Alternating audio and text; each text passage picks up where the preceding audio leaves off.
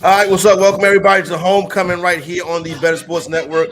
Corey Paulson and Tom Casale getting you ready for a big week 7 of college football action.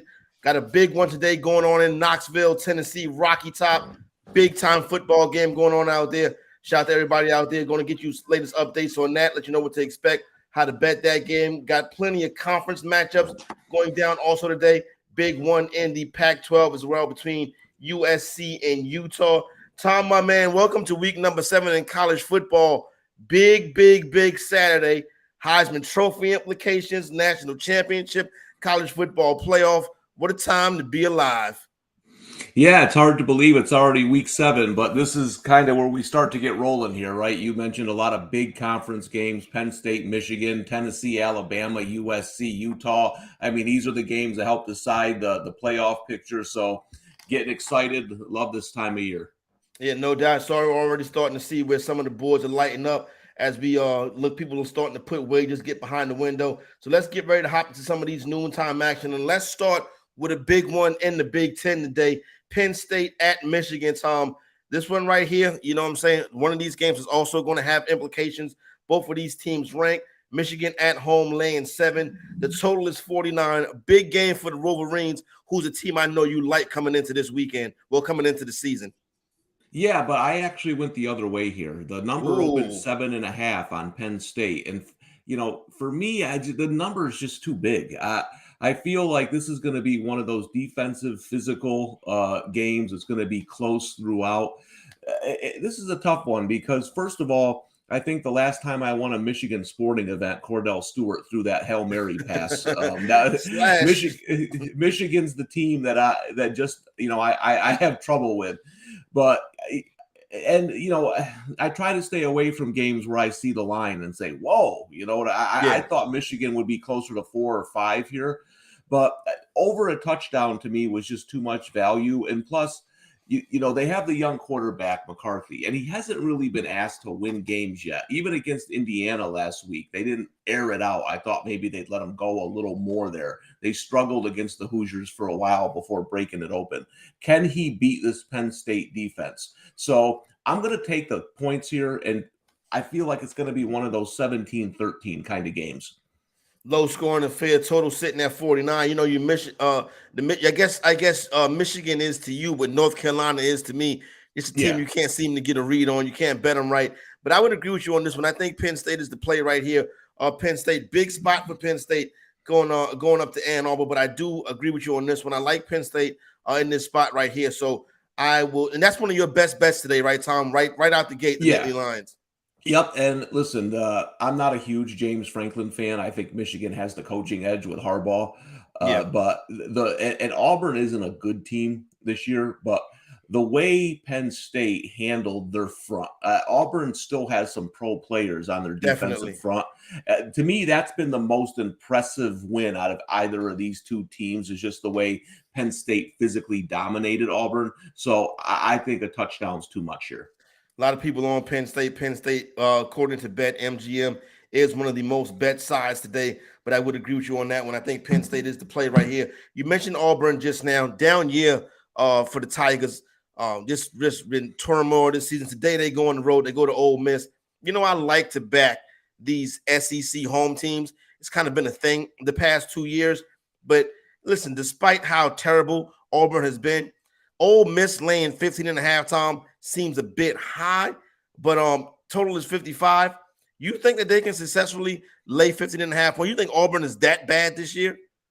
Yeah, initially I leaned Auburn here with the points, and I know a couple of smart guys on it, but a couple of people in the know told me that watch out for this game because if Auburn doesn't show up, there could be a coaching change sometime this week.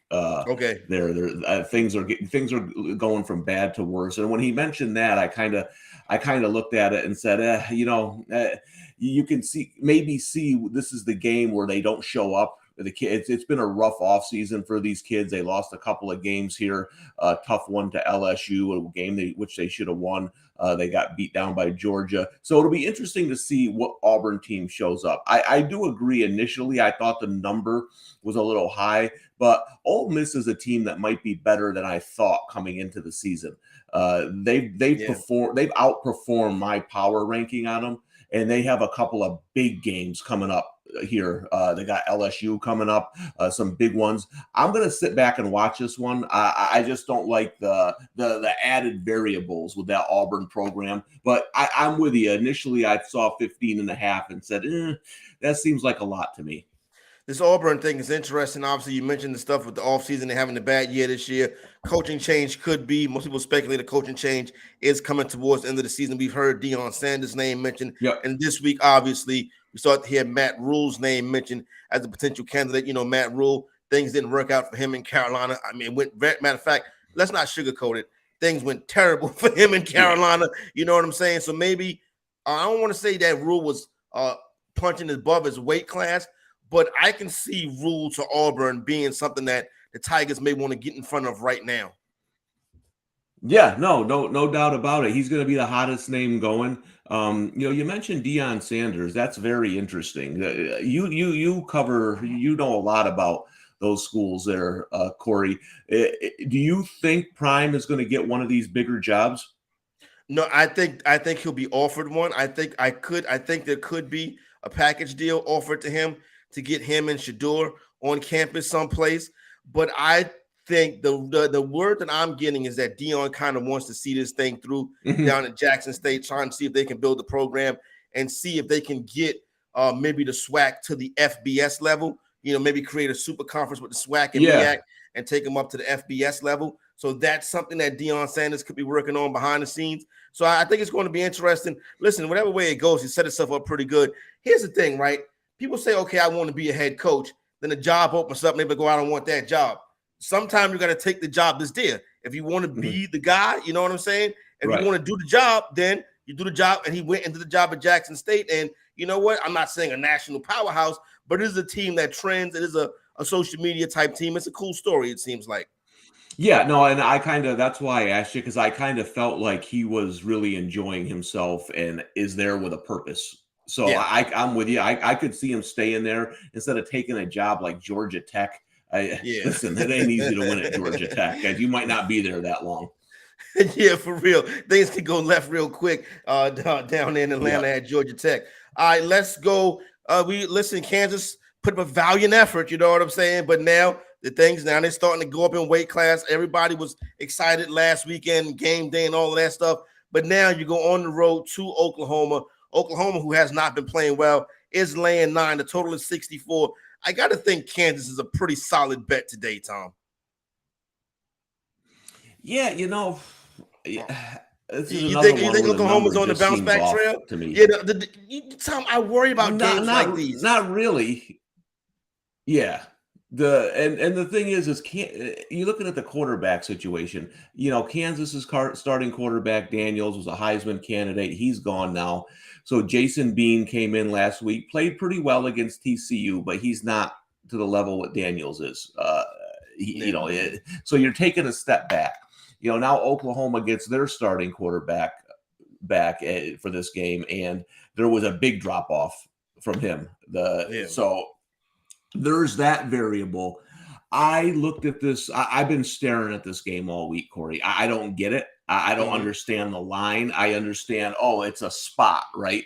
Oklahoma got blasted by Texas. Kansas is coming off their biggest home win or the biggest home game in forever. You had game day there. Everyone was going crazy. I get the spot. I don't get the number. I don't know why Oklahoma's laying 9. I know some smart people are on Oklahoma today. This one has my head spinning. I just said, you know what? I'm going to stay away. But I can't blame anyone for taking Kansas plus the 9 because I just don't get it. Definitely. Also, according to BetMGM, Kansas one of the most bet teams, most bet handles on the day, going towards the Jayhawks. And listen, Tom, I feel you. And like you say, right, smart people that's on Oklahoma. it's got to make you think, how smart are they really? But where does this like smartness come from? Because Oklahoma wins and easily lays this number successfully.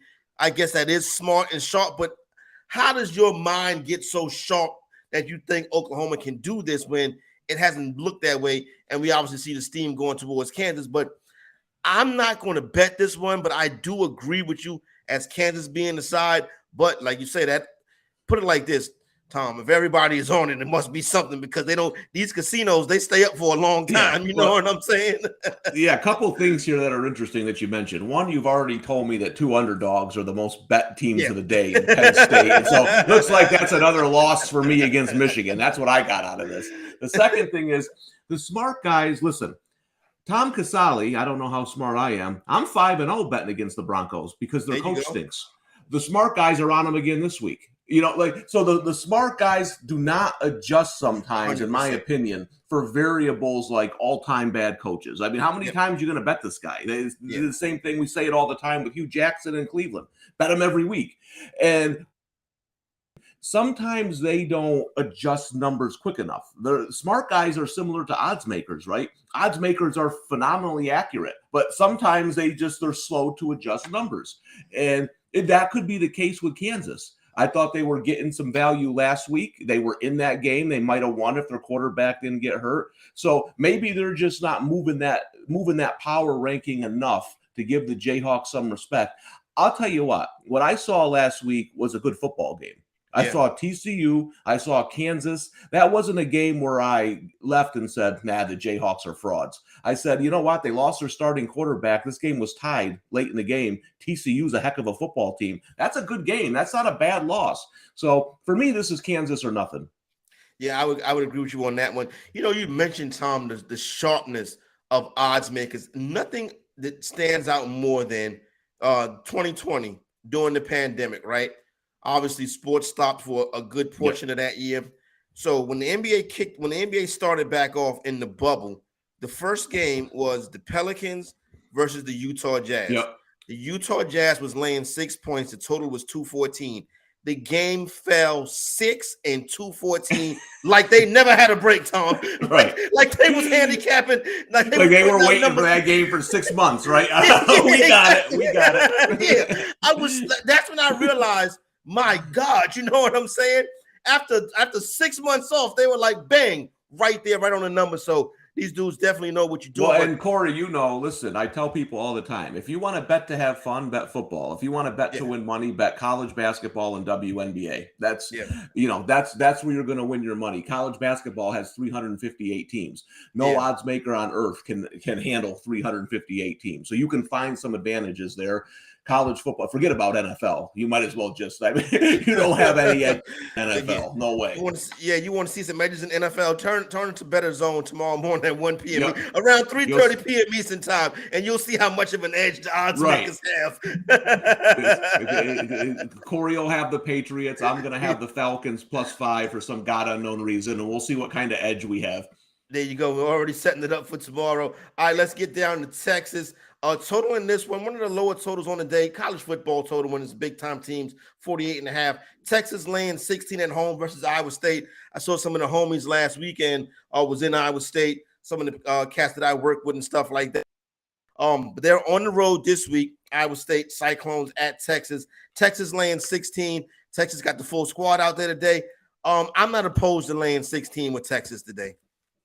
Yeah, this is another one of my plays today, Corey. I'm going to take a shot and hoping I'm buying Texas at the right time here. Nice. Number started 14, went up to 17.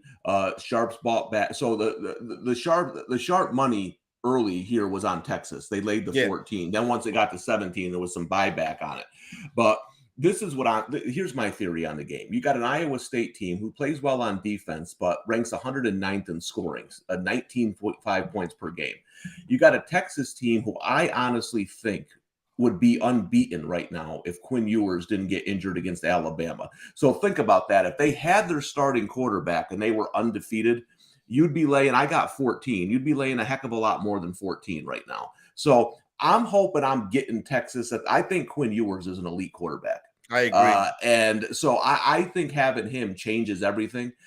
Now, traditionally, this is the game where Texas blows it, right? They just whooped Oklahoma. They come back. They play a sleepy Iowa State team. Matt Campbell for Iowa State, an incredible record as a double-digit underdog. So those things I do take into account.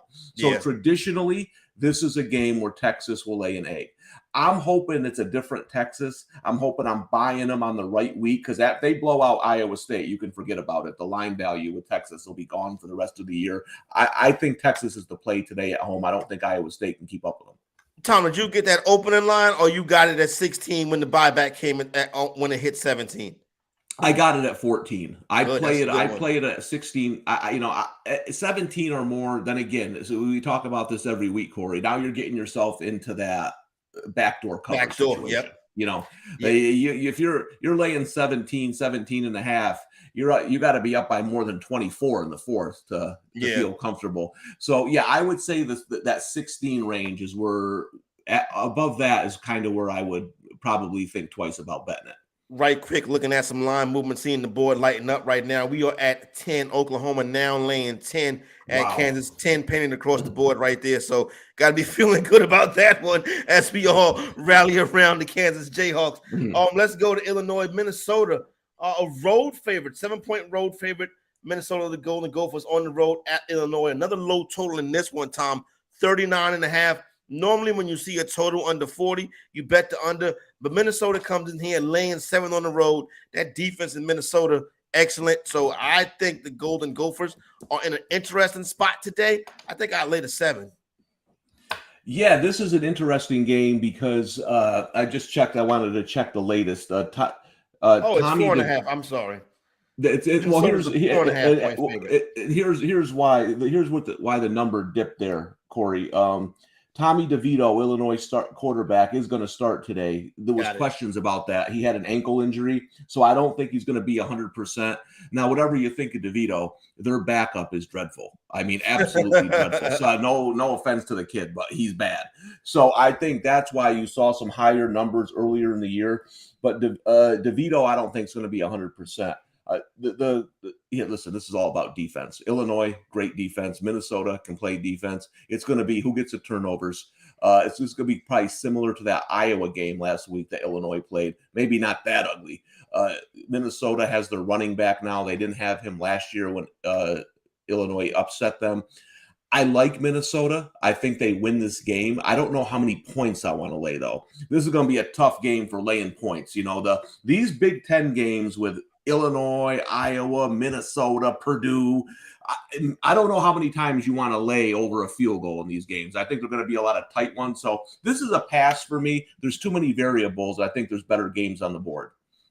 And one of those games could be Miami and Vitek. Neither one of these teams can seem to buy a win lately. Miami opened up 7.5, pushed up, starting to see some 8s pop, some 8s flash right now. Do got an 8.5 out there as well. Hurricanes, Virginia Tech, it was all good just a week ago for the Hurricanes. You know what I'm saying? Vitek didn't expect much. Total 47.5. ACC matchup right here, Tom. Anything you like in this one? I think Miami wins easily, but this isn't I'm not going to lay points on the road, a touchdown on the road with a struggling football team. That's just not the way I bet. But I thought Virginia Tech was pretty bad coming into the year. They've done, we say it every week, that the talent level under Justin Fuente, he did not recruit well. So the new coach, it's going to take him a year or two to get some people in there. That's Virginia Tech's problem. Yeah, there's just not enough talent. Now, Miami's lost 3 straight. This was a Miami team that was expected to be like a sleeper national title, not the playoff contender, right? Yeah. That worries me with teams sometimes because they had expectations that they didn't meet. But talent-wise, Miami has a lot more of it. If they show up today, I think they get the win, but I'm not going to lay 7 here on the road. Yeah. Now, you can't lay 7 on the road with a team that's really struggling. Yeah. It looks like they lack intensity a little bit. So that thing really has not turned around yet. You see a lot of sloppy play. I hate to say it like this because I'm not in the locker room. I don't cover the Hurricanes, but I watch a team that feels like, whatever, can we just get to the end of the game already? You know what I'm saying? I get that kind of vibe from this Hurricane team, Tom. Yeah, no doubt, and that's why I don't want to lay the points. If this was a different team, if this was like a West Virginia, I might take the points here. But Virginia Tech has just been so bad against better competition. This, if you're playing spots though, right? If you're, which I usually do, this is a good spot for Virginia Tech. You got a Miami team, like you said, that looks to be unmotivated. Listen, I actually like Middle Tennessee a little bit as a team. I've bet them a couple times this year, but you can't get blown out at home by Middle Tennessee. It's not humanly possible. If you're Miami, you cannot let Middle Tennessee come in there and look like they have better players and literally blow you off the field. Like you said, that makes me think there's some more issues there because it just can't happen. Yep. So you're right. This Miami's a hard team to trust, but this is just a stay away game for me. Yeah. I looked at it quite a bit, and I couldn't get a good edge either way. Like I tell people, you have to set your fantasy lineups every Sunday. With college football and wagering, you can leave it alone. You don't got to touch it. Yeah. And that's probably the best bet with this spot right here. Matter of fact, you want to have a pretty – I try to stay in the 4 to 5 game range on a college football Saturday. Because let me tell you something. I got my hat handed to me last Saturday. You know what I'm saying? It happens, you know what I'm saying, for the best of them. I go around here, you know what I'm saying? I'm building my bankroll for Sunday. Last week, I had to make a deposit on Sunday morning, Tom. That's not the spot you like to be in. You know what I'm saying? So, I had one of those weeks a couple weeks ago. You know, if I threw a tomato against the wall, I'd have missed. I wasn't even close on anything. I couldn't hit at nothing. So listen, I have those weeks. And the thing about what I always tell bettors, I've been betting for a long time. I've gotten into trouble when I was younger. I've ditched bookies. I've done it all. The thing is you can kind of know when it's going to be a bad day. You know what I'm saying? Like you can start to know. And in the old days, I would try to chase. Now that I'm smarter and I have a family and things like that, I just cut it off. I say, this is my day. You know what I mean? Let's regroup tomorrow. I won't win an NFL, so let's regroup next week. and hey, thank God college basketball starts soon, because then I can just regroup the next day with college basketball. Yep, that sport is coming up as well. We'll have you covered on that right here on the Bettor Sports Network. I was in Orangeburg, South Carolina last night. We'll be heading there today. Homecoming at South Carolina State. No line on that game versus Virginia Lynchburg, because Lynchburg is a prep school basically. But in Myrtle Beach today, this time right here is an interesting contest. Noon tip-off, ODU, Old Dominion versus Coastal Carolina. Coastal trying to fight his way back. Opened up 11, starting to see some cash hit the window on Coastal. Pushed up to 11.5 at FanDuel and at BetMGM. Coastal Carolina and Old Dominion. Coastal, the home team, 55.5 on the total. Yeah, I like the dog here. I think Coastal's still a little bit overvalued in the market from their past years. They're not quite as good this year. I've watched them a couple times. They're not the same team. So you start paying a price for the name of Coastal Carolina. But I think the teams like Georgia Southern and Old Dominion, I think they're closer in talent this year. So this number is a little high for me. I'd go with ODU. ODU has been a solid bet so far this season. A team that's kind of undervalued. I would agree with Tom. I think ODU is in a good spot right here to come in here. Not particularly get to win, but 11.5 is a bit much for Coastal Carolina. So add Old Dominion to the ticket right there. I've seen Old Dominion play a couple times this year. The opposite of Miami. They fight. They're hungry. They try to stay in the game. You know what I'm saying? They try to stay attached to you. Yeah. Tough team to blow out. So, all right, we're off and rolling. We'll put a pin in that right now. Get back to some of these noon Eastern time starts as we move into the next hour. We'll get you the updated line movement.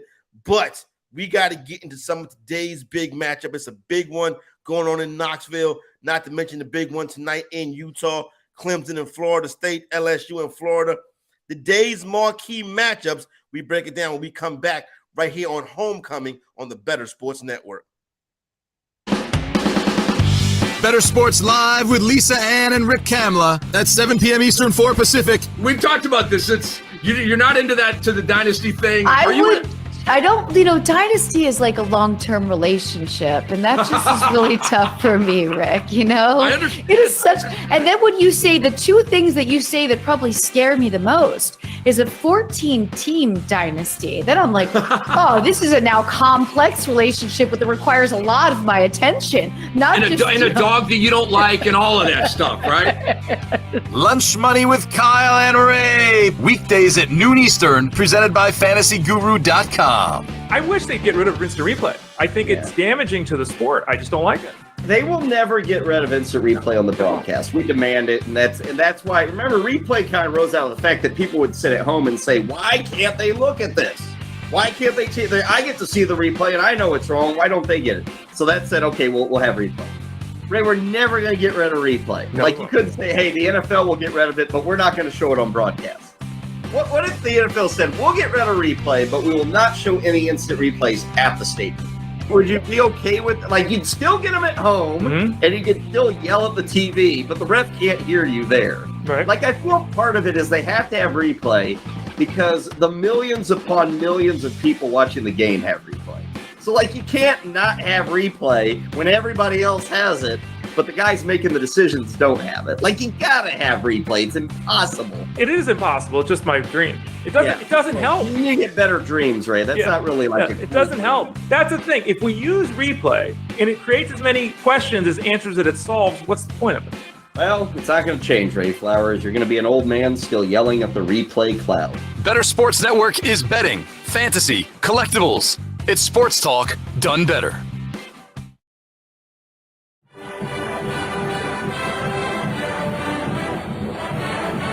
Touchdowns against Florida. He's picking right up where he left off to the end zone. It's another touchdown. Again, it's Jalen Hyatt. Homecoming. All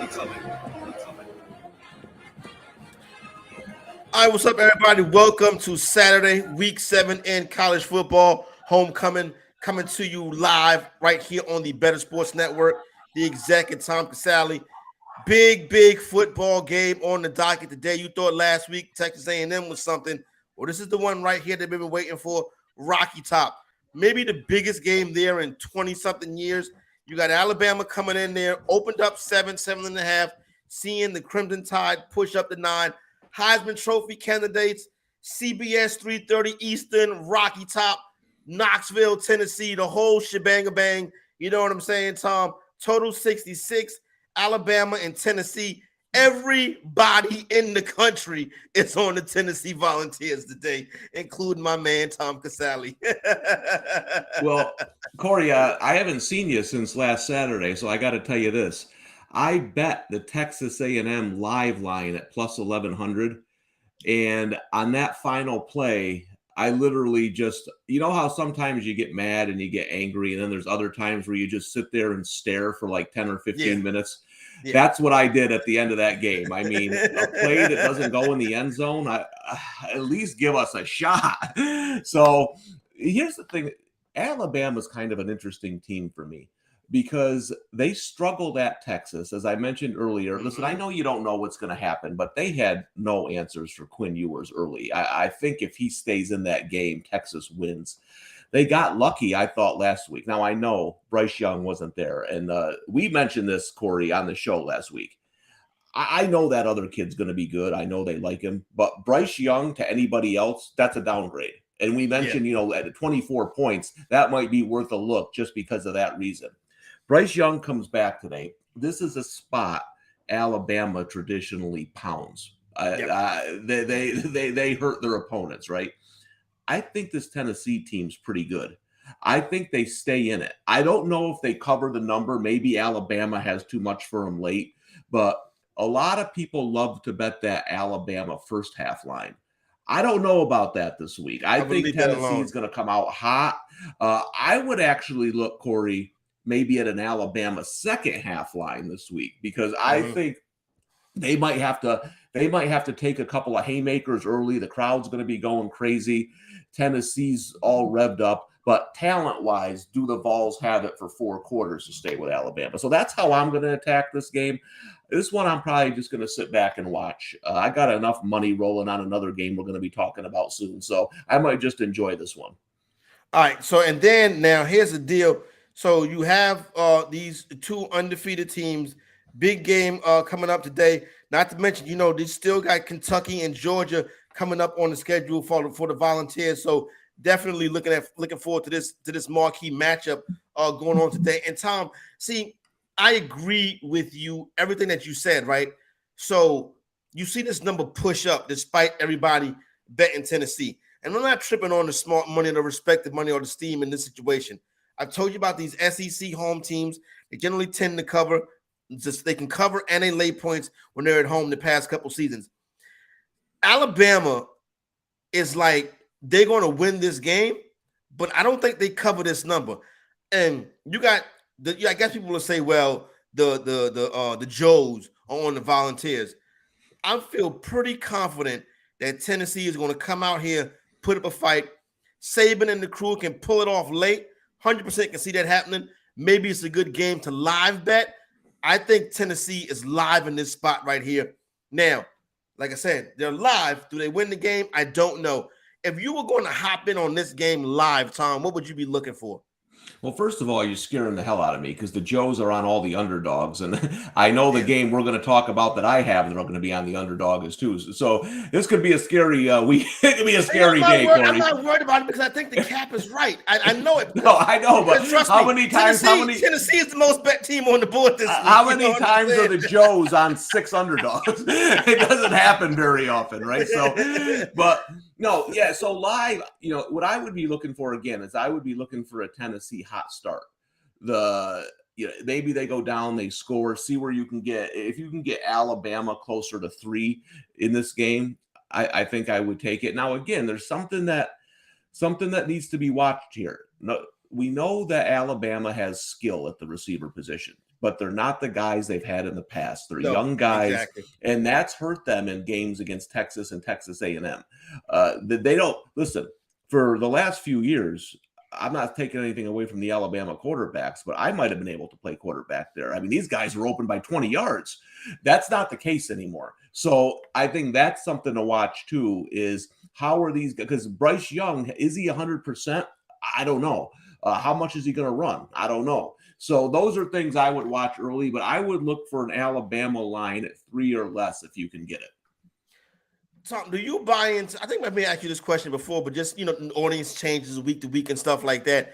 Now in the NFL, we a lot of times we talk about key numbers. Mm-hmm. Are there key numbers in college football? Do you consider the 3 and the 7 to be key numbers in college football, despite how terrible college kickers are?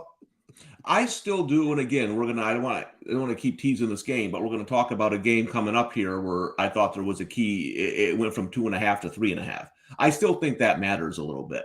I don't know if 7 is to me 3 is still a key number because of, like you said, tie games and things of that nature. It's not as important, but I do think 3 and 7 are still important numbers. What I will say is odds makers are more likely to go off a 7 or a 3 in college than they would in the NFL, simply because of teasers, right?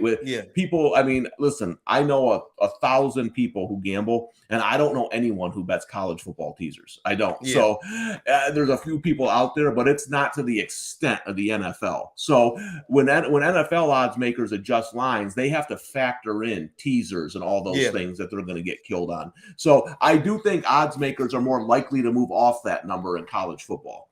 We'll talk about that tomorrow. Sometime I think, when we get up for the Bettor Zone, those odds makers, they put that number at certain places because they know that big teaser money is coming in on it. And they don't want to take a bath on that. All right, let's get down. Oklahoma State, Texas Christian, seeing some 4s, seeing some 4.5. Nice big total on this one, 68.5. OK State and TCU, Tom. Yeah, this is I like the dog a little bit here because I think it's going to be a close game. But again, a lot of the smart people are on TCU. That's a team they love. TCU has my team next week, Kansas State, which I had at 16-1 to win the Big 12. I think they're down to plus 350. So that's going to be a big game next week that I'm looking for. I just think this feels like, I feel like this is the opposite but the same as Penn State, Michigan. Okay. I think it's going to be a different kind of game, but I think it's going to be close throughout. Like I think Penn State, Michigan is going to be one of those slugfests where it's field, defense makes a play, but it's going to be close. I think this one's going to go back and forth all day, but be close. So because of that, I think the 4.5, there's some value with Oklahoma State. Yeah, Oklahoma State would seem to be the play to me in this one right here. North Carolina State and Syracuse. Interesting matchup right here. Syracuse laying 3 at home versus the Wolfpack. Total is 42.5. I don't know. Maybe I don't keep up with Syracuse football enough. I did not expect them to be the favorite, Tom. Yeah, well, I live near Syracuse. Yeah, but I'm done with the Orange. They already hit their win total. I don't need them anyway. Talk about Syracuse having a great season. I had them over 4.5 wins. They're one of the easier bets I've ever made. 5 already. Now this is an interesting game. This is a huge game at the Carrier Dome. It's going to be a sellout. People are going to be going crazy. We haven't had that there in a while. North Carolina State lost their quarterback, Devin Leary. Now, he was a guy I thought might have been a long shot Heisman candidate, a guy I like coming into the season, but he hasn't played well. So the backup came in last week and looked pretty good against Florida State. I think Syracuse probably gets this game, but I think this is going to be an ugly game. Syracuse has had a lot of higher scoring games against Purdue, but I think this is the other side. I think NC State's defense plays well. Syracuse defense is a little underrated. I would lean towards the under in this matchup. Total in this game opened up 44, now seeing 42.5, basically across the board. So that number is moving in that direction. Also, Syracuse came off that 4 down to 3. We're seeing 3 painted. It's still juiced to where it could go to 3.5, but that's what we see right now. I was not expecting this to be one of the big games on the slate, but both teams with 5 wins this year. So far this season, North Carolina State 5-1, Syracuse 5-0. Interesting game. Now, Arkansas and BYU play today. I think the favorite has flipped in this game from BYU to Arkansas. So now I'm looking at Arkansas laying 1. This is an interesting interconference. BYU. This is an interesting interconference matchup, Tom. Arkansas, a team people like a lot coming into the year. BYU as well. This is a very interesting game. So we're seeing some 1.5s. So Arkansas is a favorite early this morning. Now that is flipped back. Now we're seeing BYU laying 1.5. Real interesting contest. This is a money line bet right here. So Tom, I ask you, who wins the game? Yeah, I like Arkansas with their quarterback KJ Jefferson coming back. I just think they have more talent, more speed. I know they've lost 3 games. It hasn't been quite the year Arkansas had hoped, but Jefferson was hurt in the last game. They lost to Alabama.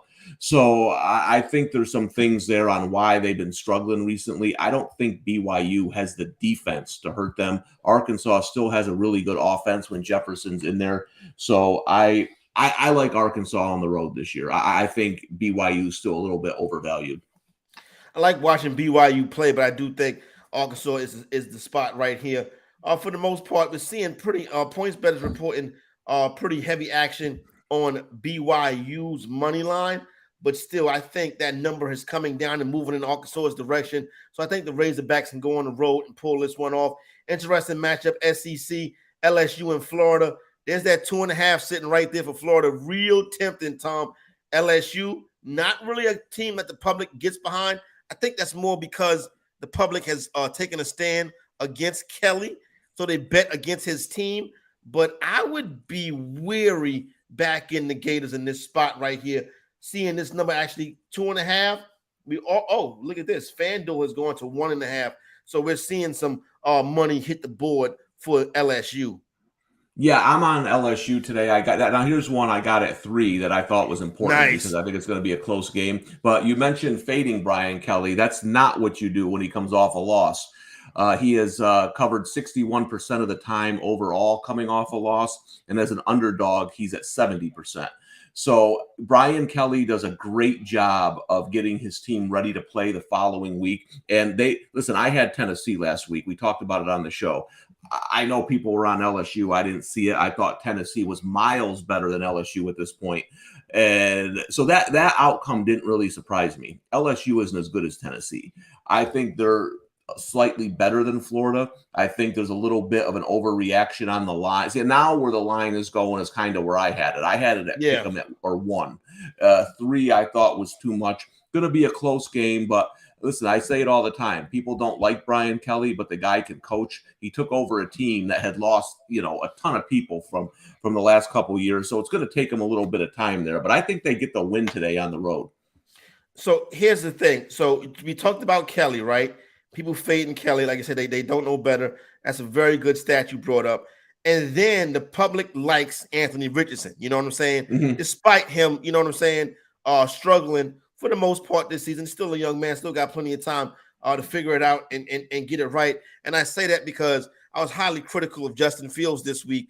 And I was, you can't talk bad about Justin Fields. I was told, oh, he's a young player, this, that, and the third. He don't got no weapons.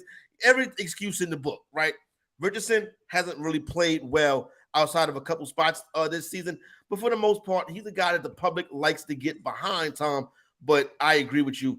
LSU is the play right here, and I would sprinkle the money line.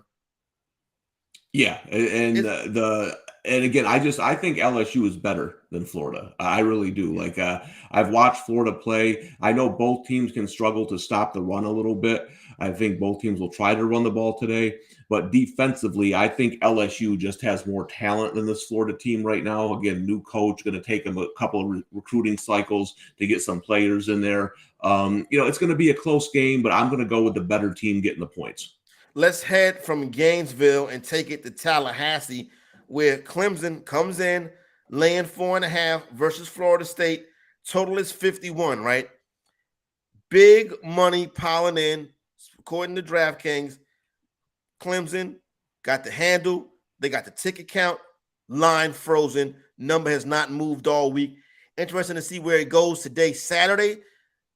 Man, Tom, you got to have some guts to get behind Florida State in this spot, but I think Florida State's the play here.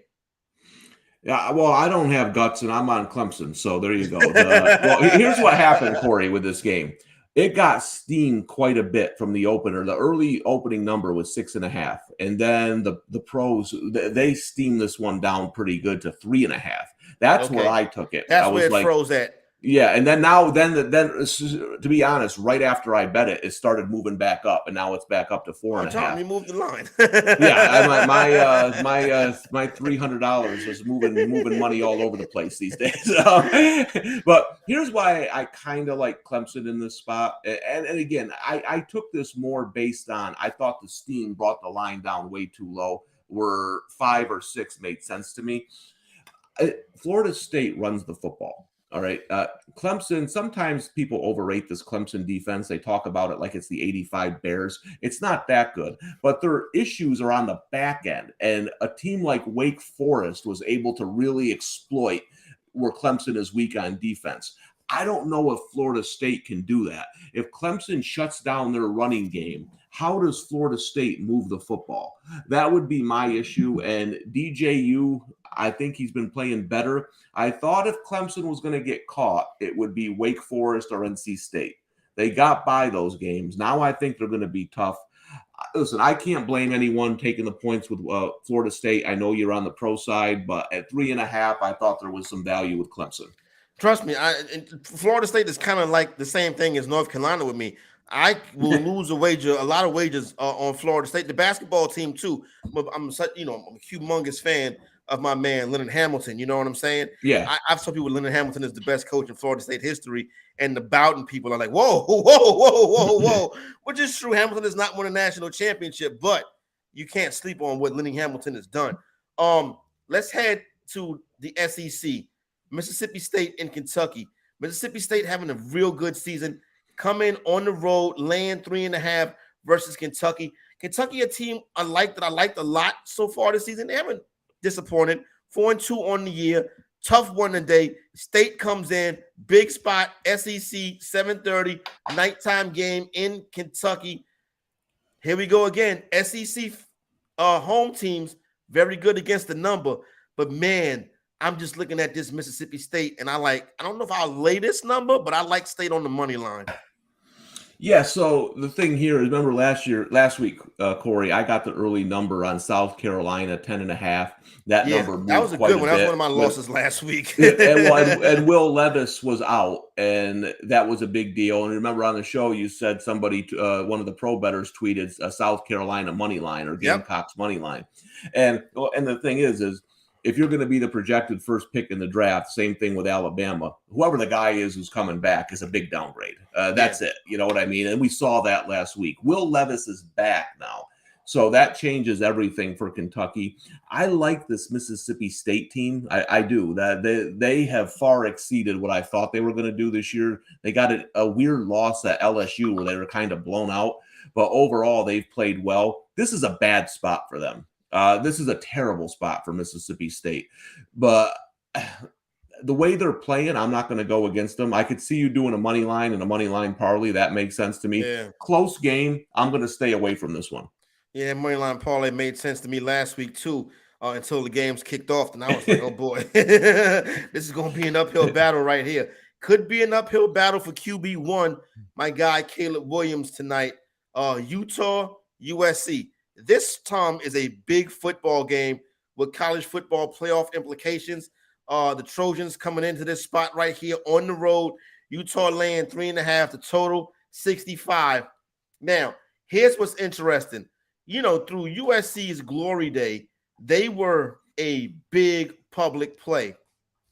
Recently, not so much, but today, everybody taking the points with the dog. Utah sitting there at home, laying 3.5. This is a fascinating game for me. I'm probably not going to be able to see this one. I'll probably DVR and maybe I'll catch it on the late night or early tomorrow morning, but I already know the score, so that's going to stink. I'm looking forward to this one, Tom. Break it down for me. What do you think happens tonight in Utah? Yeah, everyone's on USC but me. This is my biggest play of the season so far. Nice. The way I bet, everything points to Utah in this spot. USC has played 2 road games so far. They beat lowly Stanford, and then they played at Oregon State on a game that they had to convert a 4th and 6 to win, or Oregon State held them to 17 points. It was an ugly game. Utah's defense up front, very similar, athletic, can get to the quarterback. I love that Utah lost last week to UCLA. Now they're coming home. They got the painted helmets of their 2 fallen players who passed away. A lot of emotion. And here's the thing. USC has not faced a running game like this yet this year. They're light up front. Utah, 28th in the country running the football. USC around 70th defending the football, have not faced a power rushing attack like this yet. I think Utah wins this game big. I mean big. I think they blow them out of the water tonight. Interesting spot right here for Utah. Tom's laying at 3.5. Stanford and Notre Dame, right? I guess it's a rivalry because the schedule said so. Notre Dame laying 16.5 at home where they play every Saturday. Yep. And here, normally I would take Stanford because Notre Dame shouldn't be a 17-point favor over anyone. I agree. But Stanford stinks. But they stink. And I have a theory that I don't know if it's right or not. Stanford lost on the fight, like just an unbelievable last-second play by Oregon State last week. A play, it was kind of like if you didn't see it, it was kind of like the Saints-Vikings playoff game. Remember where the Vikings caught that, over the Saints? And it was exactly like Minneapolis Miracle. Whatever they're calling it. It was exactly like that. And man, you saw the Stanford kids after that play just hanging their heads. It's been a tough year at Stanford. Now, they get Notre Dame, so maybe they'll still be up. It's just, boy, coming off a tough loss like that. For me, this is Stanford or nothing, though. You talk about having guts. You got to have guts laying 17 points with Notre Dame. I don't have those kind of guts. No, I agree. Listen, everybody, you can hop in here, hit us up, hit that call button. You want to give us your plays. You want to ask for our opinions on some of these games today. We got you covered right here. You can throw your best bets today in the chat. Definitely an interactive show. You know what I'm saying? Call in, hop on with us. Listen, the show is really your show. Me and Tom just sitting up here driving the bus for y'all, giving y'all some information, but definitely want your insights on the program. Tom, big Saturday as far as Heisman Trophy race. CJ Stroud right now sitting as pretty solid. I'm going by Bet Rivers, $1.50 favorite. Hayden Hooker is now second at plus 700. Then Caleb Williams at plus 900. Bryce Young at 12-1. Dorian Robinson Thompson at 20-1. Same as Adrian Martinez and Blake Corum and Will Anderson. And then you got Stetson Bennett, who's kind of dropped down as Georgia has not played well. Bennett 22-1. Stroud, Tom, solid favorite right now on Bet Rivers at minus $1.50. But Hooker, Williams, and Young can all do themselves a favor today. Yeah, this is going to be a big week for the Heisman race. So there's a couple of names there that are interesting. Obviously, if you like Hooker, the value is all gone. But you bet if you like him, bet him today. Bet him now, because if he beats Alabama, he's going to be one. Yeah. All right? Now, I like Utah big tonight, but let's say I'm wrong. Let's say USC beats them. This sets up for a guy that you mentioned is 20-1, Thompson Robinson. Because there's a chance. I'll tell you right now, if USC beats Utah tonight, they're unbeaten when they play UCLA. That's a guaranteed lock if you've seen their schedule. Yeah. So they will be unbeaten. If UCLA is unbeaten and Thompson Robinson has a big game and they win, UCLA is going to be in position to get a playoff spot. Yeah, Thompson Robinson if you're versus still looking for value, there's a road there for Thompson Robinson to win the Heisman. I don't think he's gonna. I'm just saying at 20-1, there's a chance you get undefeated USC, undefeated UCLA. Of course, if it's undefeated USC, the Casale kids aren't going to be getting much for Christmas this year. But Santa Claus got stuck in a chimney. But that will be an interesting game of two potential undefeated teams between Caleb Williams and Thompson Robinson. But I do believe it's Stroud's to lose. But there is still a little value on the board. But today, there's going to be a lot of movement after today. So if you like one of those guys, go out and grab them. Yep, today is a big day in the Heisman Trophy race. Also, we've already had some college football games played this week.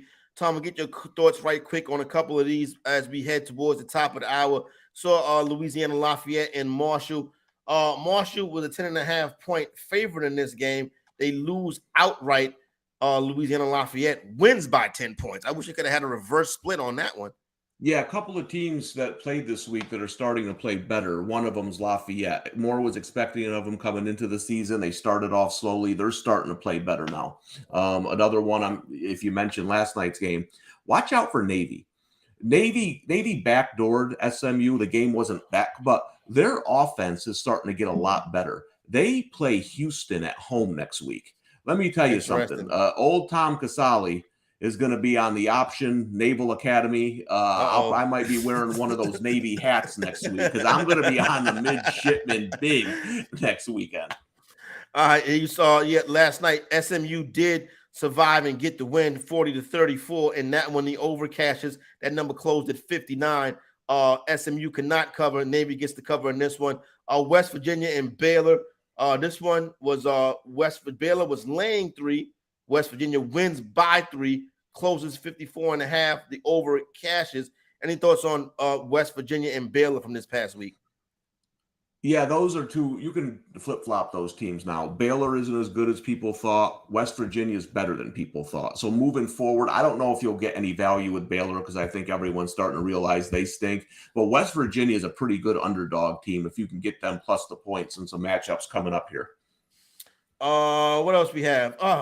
Central Florida.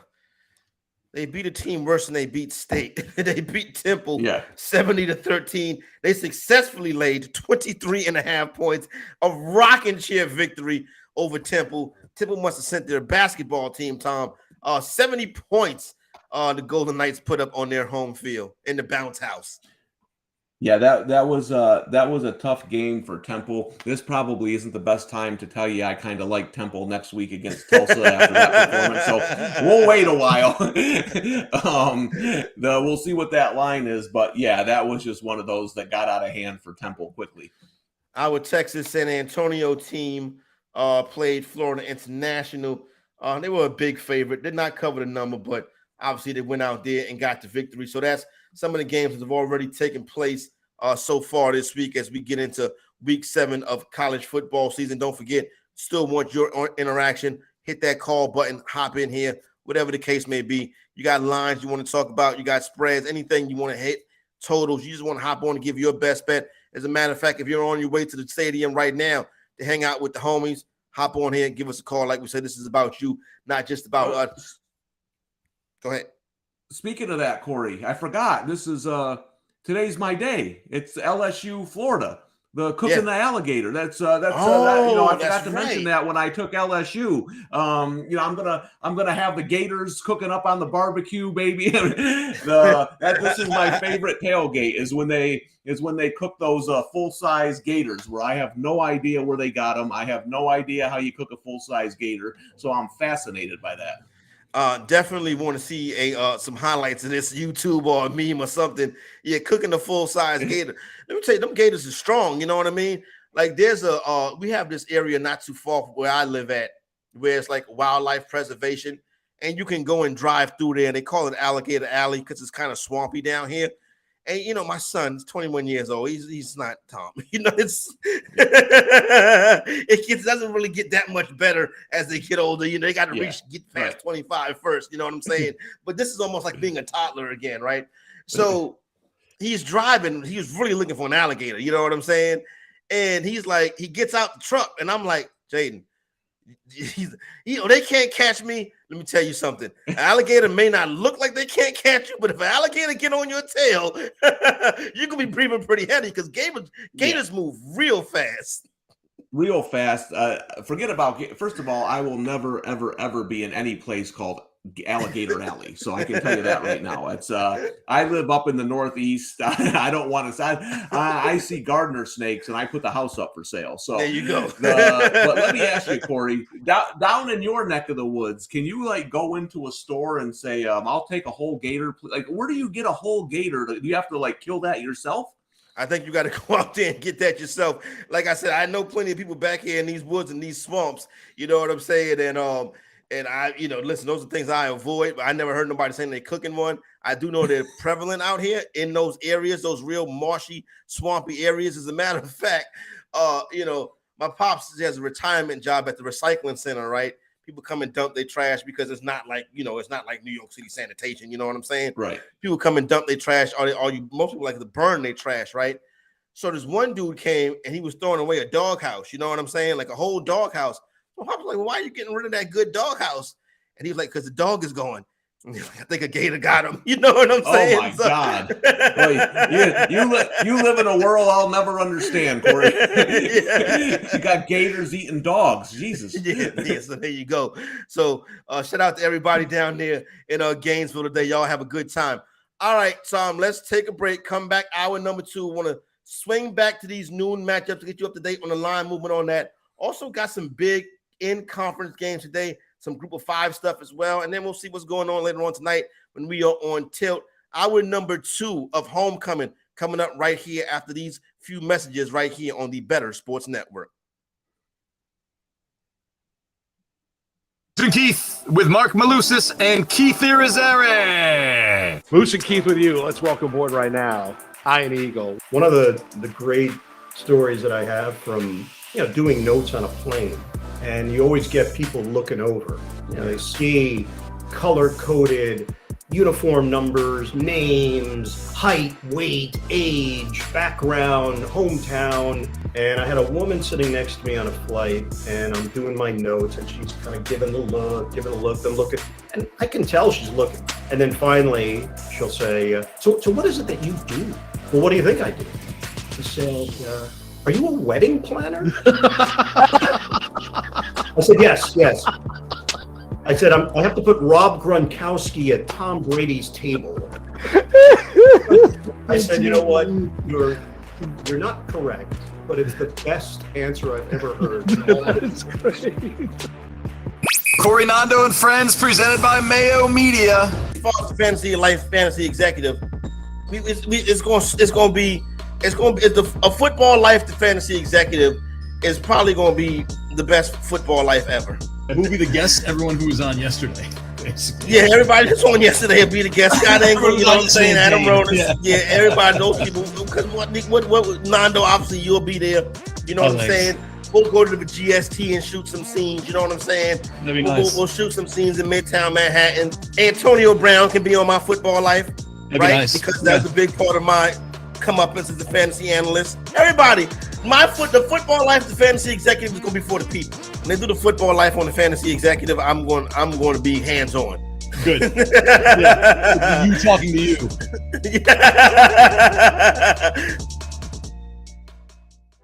Lunch Money with Kyle and Ray, presented by FantasyGuru.com. Cheetos or Doritos? I truly love both. Cool Ranch Doritos. I grew up on Cheetos. I was a big Chester Cheetah guy. Oh, nice. But Ray, as I have aged into adulthood, I've moved away from the fun that is the Cheeto, and I've gone to the more cosmopolitan Cool Ranch Dorito chip. So I'm probably a Cool Ranch guy. How about you? I would go Doritos. I don't like Cool Ranch. The traditional, original, regular, whatever it is really good. But my favorite's actually the sweet chili, the purple bag. Oh, it's delicious. It's fantastic. Yeah, the one that sucks, and I think we can all agree on this one, taco. Yeah. I know a lot of things, and I'm perfect at a lot of things. My Dorito trivia is a little shaky. Okay. A little shaky, but I think taco is the first flavor.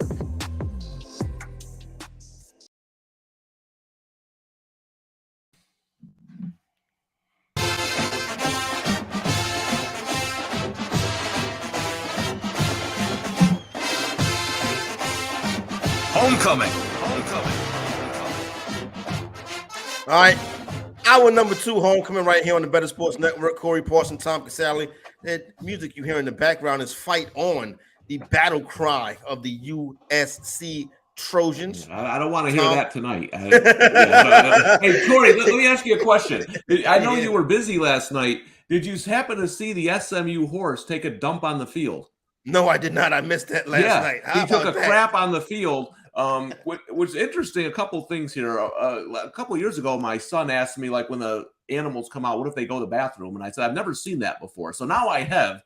The other thing was there was a 15-minute delay. And I thought to myself, why does it take 15 minutes to pick up crap? You know what I mean? Like I go out and pick up somebody. Yeah. So that was my kids love that one. The horse taking a dump on the field. Interesting. I remember a number of years ago, Georgia. I think they played Texas in a bowl game. Yeah, where Bevo went after Uga. Yeah, that's one of my all-time favorite moments. But the thing with Uga was like, man, you better get that horse away from me. Like, little short fat bulldog was kind of like, man, somebody come get this horse. Yeah, that's you don't want to mess with the Longhorn. That's one of the Longhorn and Ralphie are two of the mascots I wouldn't want to mess with. If that horse kick you, I'm telling you what, you better watch out, Jack, because that's going to be a bad idea right there. So shout out to everybody that has to handle the mascot and the dangers that come along with that. That should be a 6-figure job. Well, the good thing is, Corey, is now I have a new GIF I can use for GIF, however you say it. People say it differently. That I can use now when my bets go downhill. It's be that horse crapping on the field. Shout out to the SMU Mustang. Now we got a new GIF to use. All right, let's get into it. Noon starts. Let's check on these things. These noon Eastern time starts. See if we got any line movement going down. Right now, for the most part, everything that's taking place at noon time seems to be pretty set in stone with the way these lines go. But for new listeners, people just tuning in, let's get them caught up to date. Big one today in Ann Arbor, Penn State and Michigan. Michigan is a 7-point home favorite. Total sitting at 49 in this one. Penn State, a popular bet on the day, Tom. Yeah, I'm on Penn State. I got 7.5. I just think that's a little bit too much. I personally, and we'll see after today, I think the way Michigan has played so far, they're still a little overvalued in the market. They haven't. We'll see. I think Penn State's defense can keep them in this game. I expect a lower scoring, close battle. So I took the touchdown in this one. Both teams coming into this spot undefeated right here. So a big one coming up. Let's go down to a good old Mississippi SEC rivalry between Auburn and Ole Miss. Ole Miss getting it done, laying 15.5 at home. Total in this one sitting at 55. Big spot for Ole Miss, but Auburn has not looked good this year, Tom. No, and we talked about this earlier. At first, I leaned with the underdog, but I've heard some rumblings from the people in the industry that Auburn coach Brian Harsin could be in trouble Monday if they lay an egg. There's a lot of issues there. There was before the season. Things haven't worked out for him during the season. So too many variables. I'm going to stay away from this game. DraftKings has us at 16 right now. So if you want to take a shot with the Tigers, DraftKings has the best number for you, where you can get 16 points in this spot right here. Kansas and Oklahoma. Oklahoma looks like they could be back to regular this week. Oklahoma laying 9, total 64. Kansas, America's favorite college football team up until maybe till this week, but a lot of people on them, a lot of people excited about them. A big spot right here for the Jayhawks. Yeah, and we mentioned this earlier, though. I don't really understand the line. I think it's a little bit too high. I don't think Kansas is still getting any respect from the odds makers. I know they're down their starting quarterback. Their backup, Jason Bean's going to play today. Oklahoma gets their starting quarterback back. That their backup was not even close. So maybe spot-wise, this isn't great for Kansas. Oklahoma coming off an embarrassing loss to rival Texas. Kansas, biggest home game in forever. Game day, TCU. I thought Kansas played well last week. We'll see if they can get up again. Here was my argument, though, Corey, too, is if Kansas was playing, I don't know, some random team nobody cares about, maybe I could get it. But Oklahoma beats them like a drum for decades. Yeah. Now I just find it hard that the Kansas kids are going to be like, well, we had game day in TCU, but we're not going to get up for Oklahoma. I don't buy that. So I think this play is either Kansas or nothing. This one right now, painted 10 across the board. This one continues to go up. You can get the Jayhawks at 10 in just about every shop. Speaking of college football memes, the schooner turning over as always, the classic one. It's funny you brought that up, Corey. It's funny you brought that up because years ago, I know younger people might not know this, but Washington and Oklahoma played for a national title. And after the touchdown, the schooner came out on the field. And Oklahoma got a 15-yard penalty because of it, and it actually impacted the game quite a bit. So I was actually thinking of that when you were talking about the mascots, how I bet a lot of people don't remember that. But yeah, so the schooner has a couple of classic ones. One, they came out on the field when they weren't supposed to in a national title game and cost the team 15 yards. And another one, it fell over. Right? So that's a good one. Who was the quarterbacks in those games? In that national championship game, who was the quarterbacks with Oklahoma and Washington? Jeez, it's so. Was it Brunell or was it earlier than that? Billy Joe Hobert? I don't know. Wow, that memory goes back pretty good, Tom. And I don't think it was Jameel Holloway at that point. Was it Charles Thompson? Shoot, I'm getting to the point, Corey, where all the years are starting to mesh together. Yeah, but yeah, that was I remember as a kid growing up watching that game, and too bad Twitter wasn't around back then. That would have been a good moment for Twitter. That would have been a classic Twitter moment. The Twitter moment, the sports moment. This moment in sports. That would have been best served if Twitter was around, would have been the Malice at the Palace.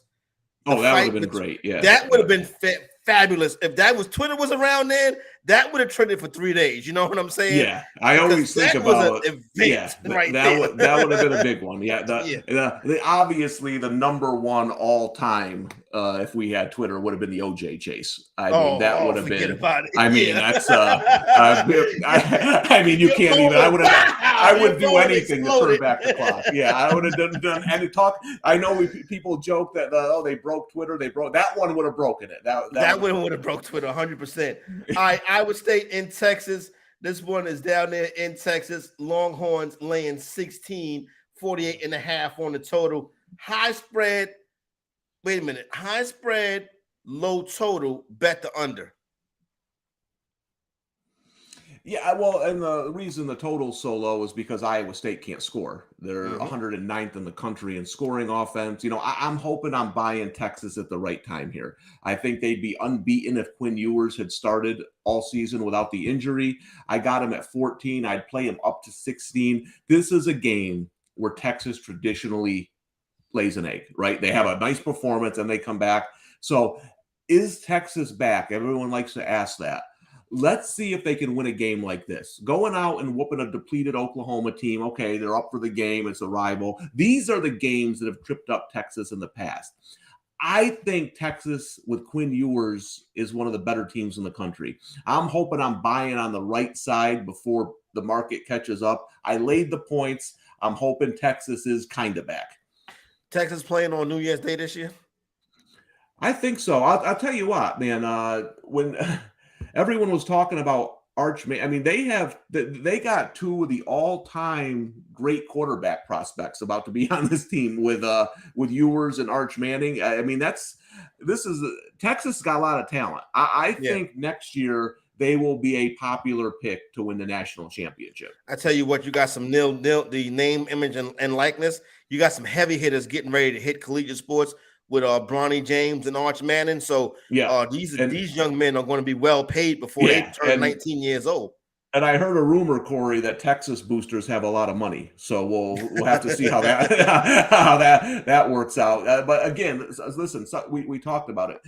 Teams in these big areas with a lot of, like, a team like Texas could really make a move now that you can pay these kids with the amount of money their boosters have to throw around. It's going to be interesting. Resources very important as we move into a new era of college sports. Today in Illinois, Minnesota at 4-1, the Fighting Illini at 5-1 meet up in Champaign. Minnesota comes into this game laying 4.5 on the road. Just saw some movement on this one. So basically that 4.5 just really firmed up, went from -105 to -110 across the board. So not moving a number, but shifting around the juice on it. But it looks like we're painted. We do have 1 for BetMGM, still has a 4 out there if you want to lay it with the Golden Gophers. Interesting spot right here for both these teams, Tom. Yeah, it is official. Tommy DeVito will start for Illinois. He got injured last week against Iowa, but he will be on the field. Will he be 100%? This is going to be listen, all these games with Illinois, Iowa, Purdue, Minnesota, most of them are going to be defensive slugfest, right? I wouldn't lay points here on the road. I don't think it's a great spot for Illinois. I think Minnesota probably wins the game, but I just think there's too many better games on the board to bet than this one. Miami and Vatech, is that one of those games? Hurricane landing on the road to 7.5, 47.5 the total. No, this is a dead stay away game for me. I think Miami can get right against Vatech if their heads are in the game. Vatech is a really bad football team, but spot-wise, this is a terrible spot to lay points. You got a Miami team that's lost 3 straight. They're going on the road against a bad team. Are they going to be motivated? I don't think Miami should be laying 7 points on the road, but Vatech isn't the team I'm going to test that theory with because they're just so awful right now. This is a pass. Just about 8.5 laying it with the Hurricanes about every spot on the strip or on your phone, whatever app you want to use. Still got an 8 hanging out there at DraftKings, juice to -$1.15. 2-3 Hurricanes, 2-4 Virginia Tech. Good idea to probably lay off this one here. ODU, Old Dominion, a team we both like this season. Got a couple ODU wins underneath my belt. They are down here in Myrtle Beach taking on Coastal Carolina. I'm starting to see some 12s pop with Coastal Carolina, but ODU is the side we're on, Tom. Yeah, and we've mentioned this a couple times, Corey, and this is a great part of the season where you can start to catch things like this, is Coastal Carolina still being a little bit overvalued in the market because they're being associated with the name Coastal Carolina from the last couple of years. This team isn't as talented. They're not as dominant.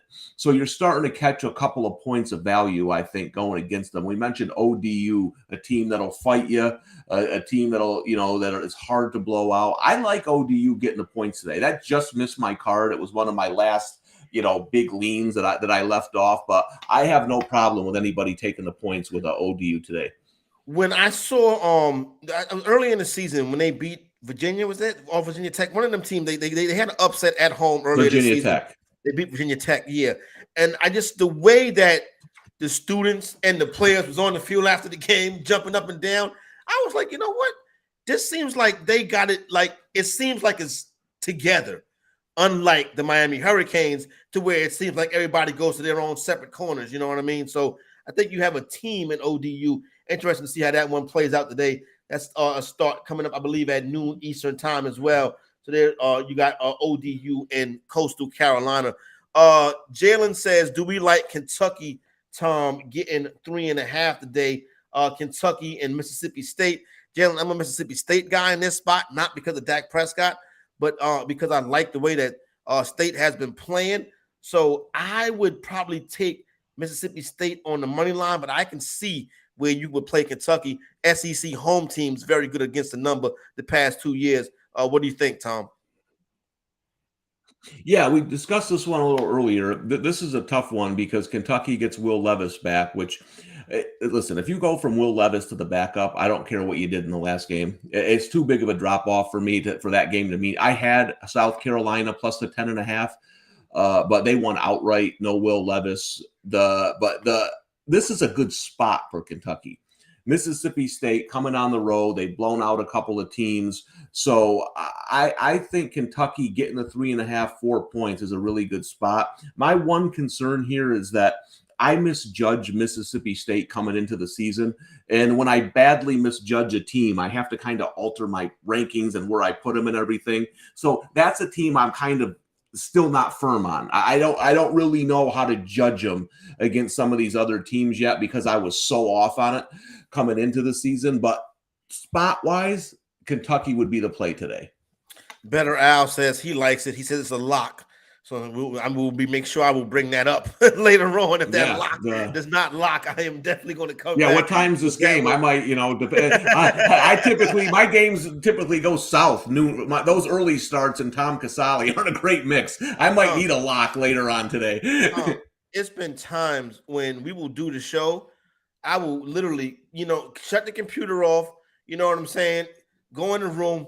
The Croc Mafia, throw the Crocs on, cut the TV on, and my team is down 7-0. You know what I'm saying? I'm like, well, what happened? The show just ended. You know what I mean? No doubt. Listen, I was so happy Tennessee beat LSU last week because I thought to myself, this might be the first noon game I've won all season. I got 2 rolling today, Corey. I got Penn State and I got Texas kicking off early. So I might need this Kentucky lock at some point.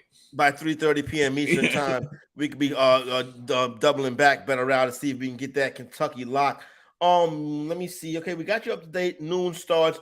Taking a look right now at the live odds boards, and so far, no real big movement to discuss or to talk about. Everything's pretty much locked in. We're seeing Minnesota probably push to 4.5. Penning across the board, still got 1-4 sitting out there, but that's what we're off for the most part. Tom, let's get into some of these random conference games taking place this week. Not none of the really the marquee matchups, but still games that's going to help shape how the rest of the conference play plays out as we move into the month of November and obviously into bowl season. I'm curious of your thoughts on this Maryland Terrapin team. They're laying 11 today versus the Hoosiers in Indiana. Total is 62. You know what? I think the Terps have been playing all right. They have. I don't love this spot for them today as an 11-point road favorite. Yeah.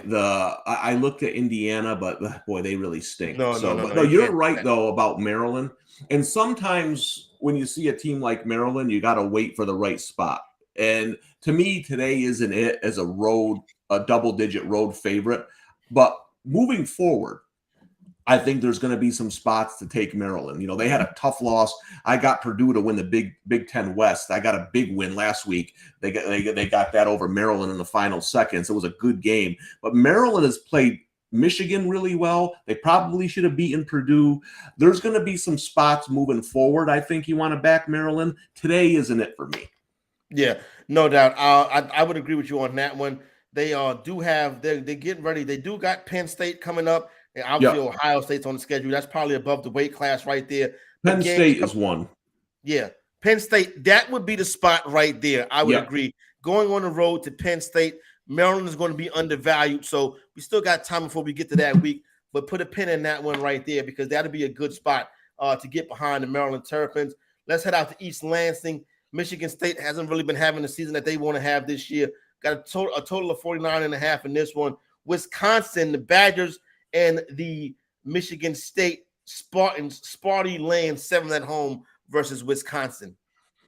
Yeah, I mean, this would be a spot, obviously, to take Michigan State, getting a touchdown at home. Wisconsin beat me in the ground like a nail last week. I had Northwestern against them, and that game wasn't even close. What does that Northwestern team stink? But I think this number might be a little bit overvalued because of that game. Wisconsin made the coaching change, and I bet that game before the coaching change. Those are always hard to judge how teams are going to play first that week and then the week after. Like, did they blow it all last week and the emotion? Do they have it again on the road against Michigan State? Michigan State has been awful this year. I mean, beyond, even if you didn't like them coming into the season, they've been beyond terrible. Anything that you could have expected. If you're going to bet Michigan State, today's the day. Getting 7.5, Wisconsin, second game in a coaching change, playing at home. If you want, this is the day to bet Michigan State. I'm not going to do it, but it would be Spartans or pass for me. Yeah, I went ride with Sparty on this one too. Tough spot, 2-4 on the season, but I don't really think you can get behind Wisconsin in this road spot right here. Nebraska and Purdue. Purdue was as high as 14. I think that number has come in. Tom, your Nebraska Cornhuskers got 13.5 out there, got 14 out there. I'm giving you the Nebraska Cornhuskers because I know I just can't give them like that week a couple of weeks ago where it's turned the TV on and Nebraska's down 3 touchdowns. But you're getting behind your Cornhuskers today? I'm not. I do think the lines, again, I have Purdue to win the Big Ten West, so it's a team I follow pretty closely. Purdue hasn't been we're going to blow you out of the water kind of team this year. They've been this game's going to be tied in the fourth quarter kind of team. And as we know, Nebraska loves being tied in the fourth quarter. They played a ton of close games under Scott Frost. I think this number's a little high. I'm not going to take this game. I kind of feel under here is the play. Purdue's defense has played well in recent weeks, better. They had to replace a couple key guys from last year. I think Nebraska is going to play a lot of unders moving forward. So that's where I would lean here. That total opened up 57, pushed down to 56, starting to see 56.5, starting to see some 56s across the board too. So that number is moving in the right direction if you want to get in on that one. Washington State and Oregon State, the Beavers laying 3 at home, total 51.5. This is our Pac-12 network game of the week. This is where you have to, if you want to know what's going on in this game, you have to contact Tom. He's one of the 12 people who have the Pac-12 network. Yep, the Pac-12 and my Beavers playing, baby. So listen, I mentioned the Stanford game earlier that it could be negative for them. This could be a positive. Oregon State won a game they had no business winning at the end there last week. Backup quarterback, now back at home. Oregon State is a different team at home. Ask USC, who got out of there with their lives and probably should have lost. I like Oregon State tonight. I think they match up well with – see, Oregon State's going to struggle with teams like Utah, who blew them out, that can line up and pound the ball right at their athletic defense. Washington State's not going to do that. They're going to spread out. They're going to try to throw it. I think this sets up well for Oregon State. Short number at home. I like the Beavers if you need a late-night bailout. There you go right there. You can hop on that now. Listen, this is a game right here where you do see – money coming in, but it's public money. It's definitely a split in this one between pros and Joes. A lot of the Joes on Washington State, pros coming in on the side of the Beavers. So hopefully that plays out well for us. Oh my goodness, baby, a primetime performance, the Tar Heels and the Dookies. But it's not at Cameron Indoor. It is on the football field where these two teams meet this week. The greatest rivalry in college sports, but that's on the hardwood. This week on the gridiron, Tar Heels come in laying 7 versus Duke. The total is 68. Well, Corey, I love you, but you might need work on that Dick Vitale impression. It took me about 12 seconds to figure out what you were doing. It's Is that Dick Vitale, Kermit the Frog? What are we doing here? But yes, this is a Dick Vitale college basketball special. Nobody loves that game more than him. Oh my so goodness. Here's the thing, Corey. You know that I've been fading this Carolina defense. It's gotten a little bit better. It's hard. They beat Virginia Tech and Miami. Okay, so now they get Duke. Logic would tell me to take the 7 points at home, but I feel like Carolina is going to blow them out tonight. I don't know why. It's more of a feel. So normally I'd have been on Duke plus the 7, but I've just got that bad feeling that I was going to take the points and it was going to be one of those 55-28 Carolina victories. So I do lean Carolina, but I don't suggest laying 7 points on the road with their defense. Yeah, no, it's tough to get behind. First of all, you know I'm not touching it because you know how I am with the Tar Heels. It's just not a team that I have success with betting on their football team, especially being a Tar Heel fan. So that really, that really stinks. Corey. So if you want to look for something in this game, Carolina's defense has played better since getting blown out by Notre Dame. Okay, now if they play okay tonight, that's 3 in a row. That means that awful defense we saw at the beginning of the year is starting to improve, and their offense can score on anybody. So that would be a team I want to watch them tonight. That could be a team moving forward who we could get some value on based on early season defensive problems. All right, so there you go. All right, got you some conference updates right there. So let's take a pause for the cause. That's what the old school disc jockeys will say. Take a pause for the cause, right? So like an old school disc jockey. Well, go ahead, Tom. Can I run to the bathroom during that pause for the cause? Yes, that is the reason. That's the reason for the pause for the cause. All right. That's the cause, But I'm all for it. So in my old school disc jockey voice, pause for the cause. When we come back, we're playing the hits. And in this for the hits, I mean today's marquee matchups, particularly a big one in Rocky Top. Homecoming on Bettor Sports Network right here with Corey and Tom. We'll be right back. Corey, Nando, and friends, presented by Mayo Media on Bettor Sports Network. Offense is down this year, Nando. Yeah, it is. Offense is down this year. Definitely. Offense has been problematic this year. There's a lot of teams in the NFL that struggle offensively. Let me look it up right now. Geno Smith right now is QB 6 on the season. I can buy that. I can buy that too. What's in the top 12 right now, Nando? Yeah. This is going to blow your mind. Josh Allen, Lamar Jackson, Jalen Hurts, you know. QB4, Kyler Murray. QB5, Joe Burrow. Even with that being the top 5, okay, cool. I get it. Now here's where things get weird. QB6, Geno Smith. QB7, Carson Wentz. QB8, Jared Goff. Geno Smith, Carson Wentz, Jared Goff on QB 6, 7, and 8. That's crazy. Those are undrafted dudes. Wentz throwing for a lot of yards. The Commanders can move the football, Nando. Yeah. The problem is they shoot themselves in the foot with penalties. Right. And that turnover is coming at some point. That Wentz interception, that Wentz fumble, you're going to get it at some point.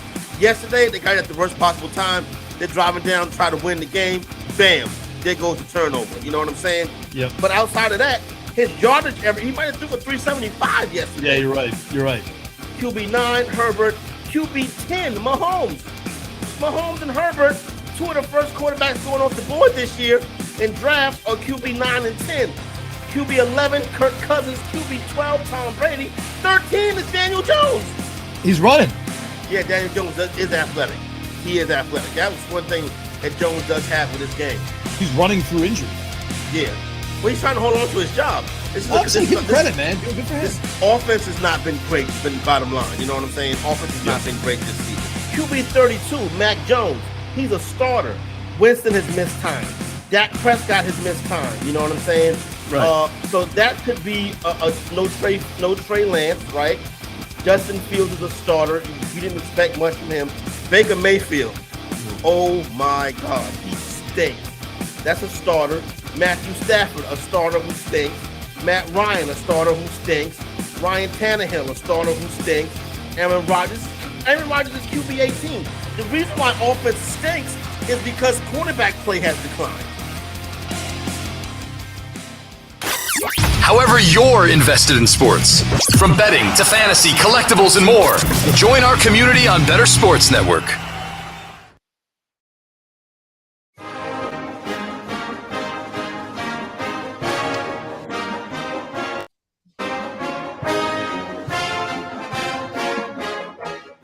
Homecoming. All right, Michigan Wolverines looking to be the victors today when they face Penn State. We're hoping to go. Let me ask you something, Corey. We're on Penn State. What's up? Is our producer trolling me? We've had the USC fight song. We've had the Michigan fight song. I mean, for Christ's sakes, can we get the Texas fight song on the way back from the following next break here? We'll see what you can do. Maybe we'll see how it plays out. Maybe he plays the fight songs of the teams you're against. You know what I'm saying? And it could reverse jinx kind of thing, right? It's a reverse jinx. It's a reverse mush right there. So that'll be interesting. We got to make a note of that and see how that plays out for us this week, and then we can fix that moving forward. But the big one today is in Rocky Top. Heisman Trophy, college football playoff, SEC, just a big, humongous. This is what college football is all about. CBS, 3:30 p.m. Eastern Time, the pageantry of college football. You get it all today in Rocky Top, Tennessee and Alabama. Crimson Tide right now, Tom. I give you the latest lines. You get the latest lines right here on Homecoming on the Bettor Sports Network. Up to the moment, we are looking at an Alabama team on the road. They get their Heisman hopeful quarterback back this week.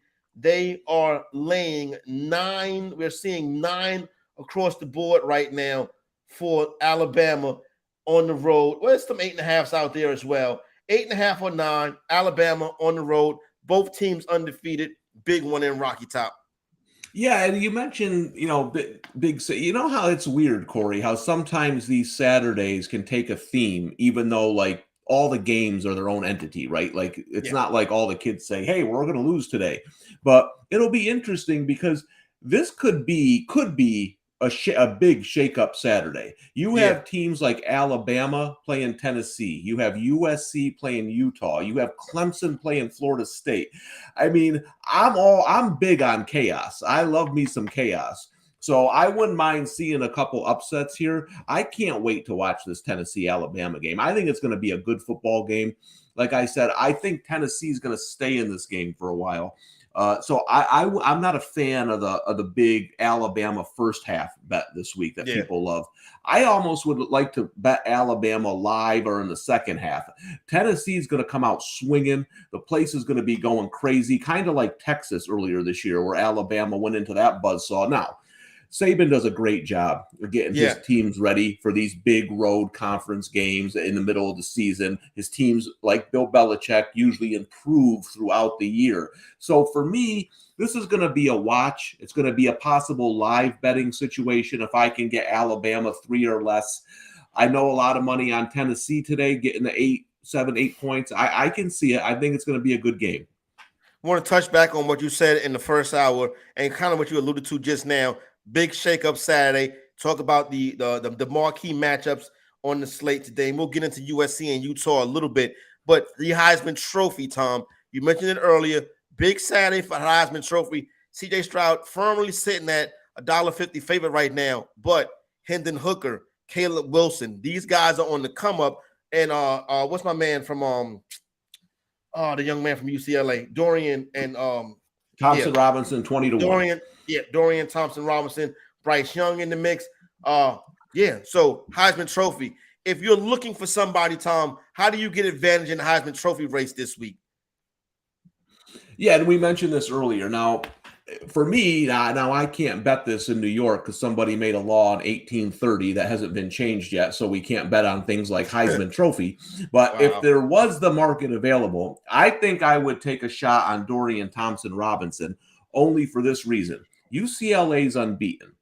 USC will play them with either 1 loss or 0 losses. If they lose to Utah today, it'll be 1. If they beat Utah, it'll be 0. Their schedule is very easy until UCLA. If UCLA gets to that game unbeaten, That's a huge game for playoffs, right? So at 20-1, I think there's some value there. The other one is Hendon Hooker. Listen, his value is obviously not what it was earlier in the year. Right now, it's exactly. gone. But if you still like him to win the Heisman or be in the mix, 7-1 isn't bad. And if he wins today, you could say goodbye because he will be the favorite with Stroud if he beats Alabama today. So if you like him and if you like Tennessee today, I would look to hit Hooker now. All right, let's get down to Texas Christian University. 4-point favorite. 6-8 is the total. Oklahoma State Cowboys coming into town. Yeah, and I like the dog here. I mentioned earlier about this kind of being like Penn State, Michigan, but opposite. I like Penn State, Michigan to be a close, lower scoring game throughout. I like Oklahoma State, TCU to be a close, higher scoring. So I actually think this game should be closer to Pick'em. I think TCU people love TCU. The pro bettors have been all over them since the summer, and I think that's why you've seen the number go up over a field goal. Oklahoma State, a couple of injury issues, but I think they stay in this game, and I would lean the dog here. All right, that's up there in your neck of the woods, Tom. Syracuse laying 3 last I saw it. I'll get you a check on that. Syracuse laying 3 versus NC State. The Wolfpack heading up north. The total is 42.5 in this one. Big game at the Carrier Dome, college football-wise. Syracuse undefeated. North Carolina State only lost this year coming to Clemson. Yeah, big game, sellout in the Carrier Dome. Last time Carrier Dome had a sellout, it was Duke for basketball. Football, Pearl Washington, my man, Pearl Washington. That's the man right there. But there's no. I haven't gotten word because there's a sellout if the Syracuse defense will be forced to play a 2-3 zone today. But I like Syracuse in a low-scoring game. NC State without their quarterback Devin Leary, who hasn't been great this year. They can play some defense, though. I think it's kind of a slugfest. I think Syracuse, I believe first time since 1987 when they went unbeaten, goes 6-0. Oh, yeah. This big football day up in Syracuse today. Let's head to Brigham Young University. Arkansas comes in to Brigham Young. This game's been going back and forth as far as the numbers concerned. Right now, Tom, seeing BYU laying a point and a half. Spoke about this one in the first hour. Like I said, I'm going to be out and about today. Didn't really get too many college football best bets, but I think I like the Razorbacks in this spot. You got ones out there, you got 1.5 out there as well. But the 3-3 Razorbacks going into Brigham Young, I like Arkansas in this spot. Yeah, me too. I think it's going to be a high-scoring game. I think teams are going to go back and forth, but Jefferson being back for Arkansas at quarterback makes a big difference. I think they outscore them. Just too much talent on Arkansas through the entire game. I think they run the ball on BYU. BYU is a good team. I don't know if they're ready to take on what I think is a solid SEC team. I know they have 3 losses, but Jefferson didn't play last week. So I look at those games differently. I think Arkansas bounces back and gets a road win. Go down to Gainesville, LSU, Florida, SEC matchup. They can put a whole alligator on a barbecue spit. Cook the alligator. It's amazing stuff. You know what I'm saying? You want some gator bites, you might want to get down to Gainesville. Florida laying 2.5 in this one. The total is 50.5. And 2.5 is sitting right there for the public to hop all over the Gators. And LSU is sitting right there, meant to be had. This could be a money line spot for the Tigers, in my opinion. Yeah, I got the 3 with I'd be cooking if I wasn't scared of frogs. I'd get my own. I'm on LSU. I'm on Brian Kelly. So here's the thing. I'm not big on trends. But when it comes to coaches, I don't think it's a trend. I think it's more of a pattern, and that's something you can look at. Brian Kelly, coming off a straight-up loss, is 61% against the spread. When he's an underdog, 14-6, 70% against the spread. So he does a good job of getting his team prepared after a loss. They got embarrassed by a good Tennessee team last week. Things kind of fell apart, though, on that game early on, Corey. If you looked at the halftime stats, they were pretty even. It's just turnovers, a couple of big plays by Tennessee. I think LSU's better than Florida. I'm going to take the plus the points here. LSU played behind the sticks. They played with one hand tied behind their back last week. And from the opening kickoff. Has the talent at this point to play with their Agreed. hands tied behind their back. They play a left-handed game, some people would like to say. So I think this is a spot right here where they won't have to play like that. So I think you can get a cheap money line victory with the Tigers on this one. I tell you what, go from Gainesville to Tallahassee. The way Clemson is playing, everybody kind of doubted them being the fourth team coming in. So far, DJU has passed his test. The Clemson Tigers, Dabo's bunch has passed their test. It would be terrible for them to drop the ball this weekend in Tallahassee versus Florida State. They're laying 4.5 on the road. But if I'm back in Clemson on this one, I would be a little bit nervous.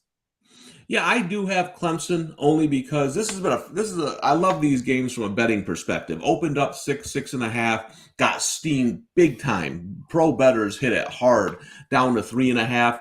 That's where I thought it went a little bit too far. So I ended up taking Clemson. Here's why I think Clemson wins this game. To beat Clemson, you got to get to the back half of their defense like Wake Forest did. You got to be able to get that ball against their corners, their safeties. You can't really line up and just pound the ball against Clemson's rush defense. They have an NFL defensive line. Florida State lives and dies by the run. Can they beat Clemson with the pass? That's going to be what to look for tonight early on. Because if Florida State can't run it, they could be in trouble here. They would have to play great defense, get to DJU, low-scoring game. But I think Clemson, I don't think it's going to be a blowout. I think it's going to be a good game, but I think Clemson does enough to beat the number of 3.5. But this has middle implications all over the place. I mean, 6.5 from 3.5. There's going to be a lot of opportunities for people to hit both ways here. Yeah, especially and books normally don't lay it out for you like that, but that is an interesting point. Yeah. Let me ask you this, Tom. If Clemson is undefeated, Michigan is undefeated, and we have an undefeated Pac-12 champion, who goes to the playoff? So we're putting Alabama. So it's Alabama, Georgia, and Ohio State. You got it, right? Okay, so that if that's the case, though, then Michigan can't be undefeated because they would have lost. They would play Ohio State. True. Okay. Yeah. So then that would have to leave us down to USC and Clemson. I'll tell you what, I think USC would get the nod. I think bigger name school. Clemson's been in the playoffs quite a bit recently. You get that West Coast in there, which we've had a lot of trouble getting in the playoffs. I think they would get you. You got the Lincoln Riley, you got Caleb Williams, a little bit more flashier team for I say they don't pick that way, but I think it comes into play a little bit. They 100% do. Yeah, I think you would get. If they can get Notre Dame in there, they'll put Notre Dame in there. You know what I'm saying? Yeah, no. And here's the thing. And listen, this is no disrespect to Clemson's fans, but we've seen the ratings, we've seen everything.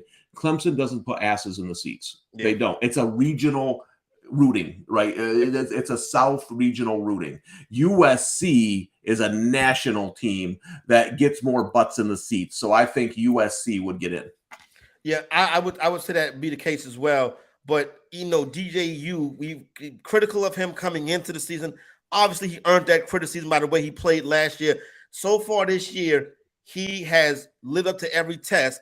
I just worry about them tripping up, and I think this could be the spot. I guess we'll know tomorrow morning when we come back and get ready for the NFL game day right here on the Bettor Zone. All right, let's head out to Kentucky. Another SEC matchup, Mississippi State and Kentucky. Total 50.5 on this one. Mississippi State laying the 4 on the road. State College, Dak Prescott's alma mater, getting it done. Yeah, and again, Will Levis coming back for Kentucky today. Big difference over the guy who was playing last week against South Carolina when they got upset. Yeah. Well, you know my secret, Corey. I'm older. I can't remember names, so I try not to even say them unless it's I know Tom. I'll say Tom Brady. I remember him, but yeah, the kid who played for Kentucky last week is obviously a big step down from Levis, who could be the number 1 overall pick in the draft if you listen to Mel Kiper of ESPN. So him back, it's a good spot for Kentucky. Kind of, kind of an overreaction, right, to Mississippi State's big wins, to Kentucky losing a couple games in a row. Now all of a sudden you're getting 4 points at home. As I've said before, Mississippi State, if I had to rank teams I was off on, is near the top of the list. So I really have to reevaluate how I view them. I'm going to stay away from this game, but the spot says Kentucky. Stanford and Notre Dame, casual college football fan, maybe a Notre Dame fan. Fighting Irish laying 16.5 on the road versus Stanford. Stanford, I don't like to say nobody sucks, but Stanford is not playing good football. Not a good football team this year. This is a rivalry, you know what I'm saying? Nationally televised game. So, people going to bet on this one, Tom. We handicap it as such. So stay away spot for me because I'm never laying 16 points with the Fighting Irish, but I worked too hard to put money on Stanford. Yeah, man, you got to have guts to lay 17 points with Notre Dame. That's, I took them a couple weeks ago when they were about even with North Carolina. That was a spot I felt like, okay, you can take Notre Dame because they're actually valued correctly in the market. You got to remember, a team like Notre Dame and our Cowboys, Corey, it's hard to get a good number on them because the Yankees, with the hat you're wearing right there, hard to get good lines on them because they're such public teams. And I think you're seeing a little bit of that with Notre Dame today. Now, I almost pulled the trigger on Stanford, but them coming off that last second gut-wrenching loss the way they did to Oregon State concerns me. I wouldn't be shocked if Notre Dame blew them out, but I'm not laying 17 points with the Irish right now. It's not that serious. There's plenty of football games to wager on today. You can stay away from that Notre Dame spot. Here's one that you can wager on, and Tom does have his, I hate to say play of the year because I sound like my play of the year. It's my play of the year until next week. I got a lot of stuff coming next week, so it's my play of the year for this week. Caleb Williams, QB1, takes the USC Trojans into Utah. The Utes laying 3.5. The total is 65 in this one. Tom, you're on Utah, right? Yeah, everyone has their own kind of betting style, and the way I bet, this is as good as it gets for me. You're getting a USC team who I had Oregon State the night they went there. I had them on the money line. USC played terribly. They needed to convert a 4th and 6 to win the game and stay unbeaten. To their credit, they did. Should have lost the game. But, you look at going on the road to Utah, they're 22-1 at home, their last 23. Okay, they got the painted helmets of the 2 players that passed away, the emotion, and on the field. USC has not faced a rush defense like this yet this year, and they rank 68th against the run. Utah ranks 28th running the football. What's USC's weakness on defense? They can get to the passer. They can create turnovers. It's their light up front. No team has Oregon State did. Oregon State pounded them on the ground, right? I think Utah rushes for 250 yards tonight, and they win this game big. All right, so let's get one last final timeout right here. We come back. We're going to run through some Group of 5 matchups and then send you into a big-time Saturday of college football. Final timeout, we come back. We end up with some Group of 5 talk, get you ready for the big game and the big day and our best bets. It's homecoming right here on the Bettor Sports Network. The Playbook with Fensty and Ronis, presented by FantasyAlarm.com. The only person, I've said this to you before, who I believe back then, of all those power hitters who truly was clean, Ken Griffey Jr. I mean, I think so when he got hurt. Body didn't change. We'll never know that for sure either. No, dude. We've seen guys who were not big take substances. That's true. To get busted. So it's not about that always. I hear you. It's just, don't you think with the way his career kind of went, you would think that he didn't take anything? I don't think he did, but we'll never know 100%. I'm going to keep telling myself that he didn't. The 1 year player, I mean, he's my favorite baseball player of all time. In the 1990s, Ron, as a kid, as a 5-year-old kid who plays video games and collected cards, there was no one cooler than Ken Griffey Jr. I still wear my hat backwards because Ken Griffey Jr. did it and he looked really cool doing that, wearing a backwards baseball cap. Like, he made everything the guy did looked cool. Even the home run in the movie Little Big League, it's acting, it's all, I guess, fake, but even he made that look cool. I mean, Ken Griffey Jr., you're a little bit older than me, but in the 90s, besides Michael Jordan, was there a more loved athlete than Ken Griffey Jr.? Yeah, no, I love Griffey. He's one of my favorite players ever, from defensively to hitting his swing.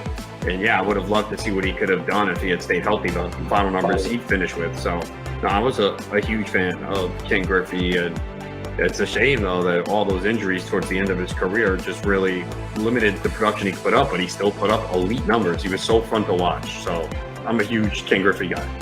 And here's the other thing, too. So 1994, the season got shortened because of the strike. And he finished with 40 homers in 111 games that year, man. And then he had 56 2 years in a row, 97 and 98, and then 48. He had a stretch 4 years in a row, 49, 56, 56, 48, 40. I mean, unbelievable. And then, yeah, once he hit like 31, he started to miss games, 111, 70, 53, 83. So think about that. All those years that he lost, and he still hit 630 home runs, man. Yeah. So if he was clean, he would have been the all-time home run champion. Again, we're all guessing here, but you would think, all right, well, once he got into age 31, 32, that's when the body started breaking out, which is typical, right, for someone who's not using anything, whereas we saw Barry Bonds just get better with age, and we did not see that with Griffey. So look at 2001, where he's 31, he played on, look at the home runs decline, 8, 13, 20, 35, 27, 30, 18, 15 to his age 38 season. Even age 39 in 170 games, he had 19 home runs. So he probably would have definitely been the all-time home run leader had he been able to stay healthy. Better Sports Network. It's sports talk done better.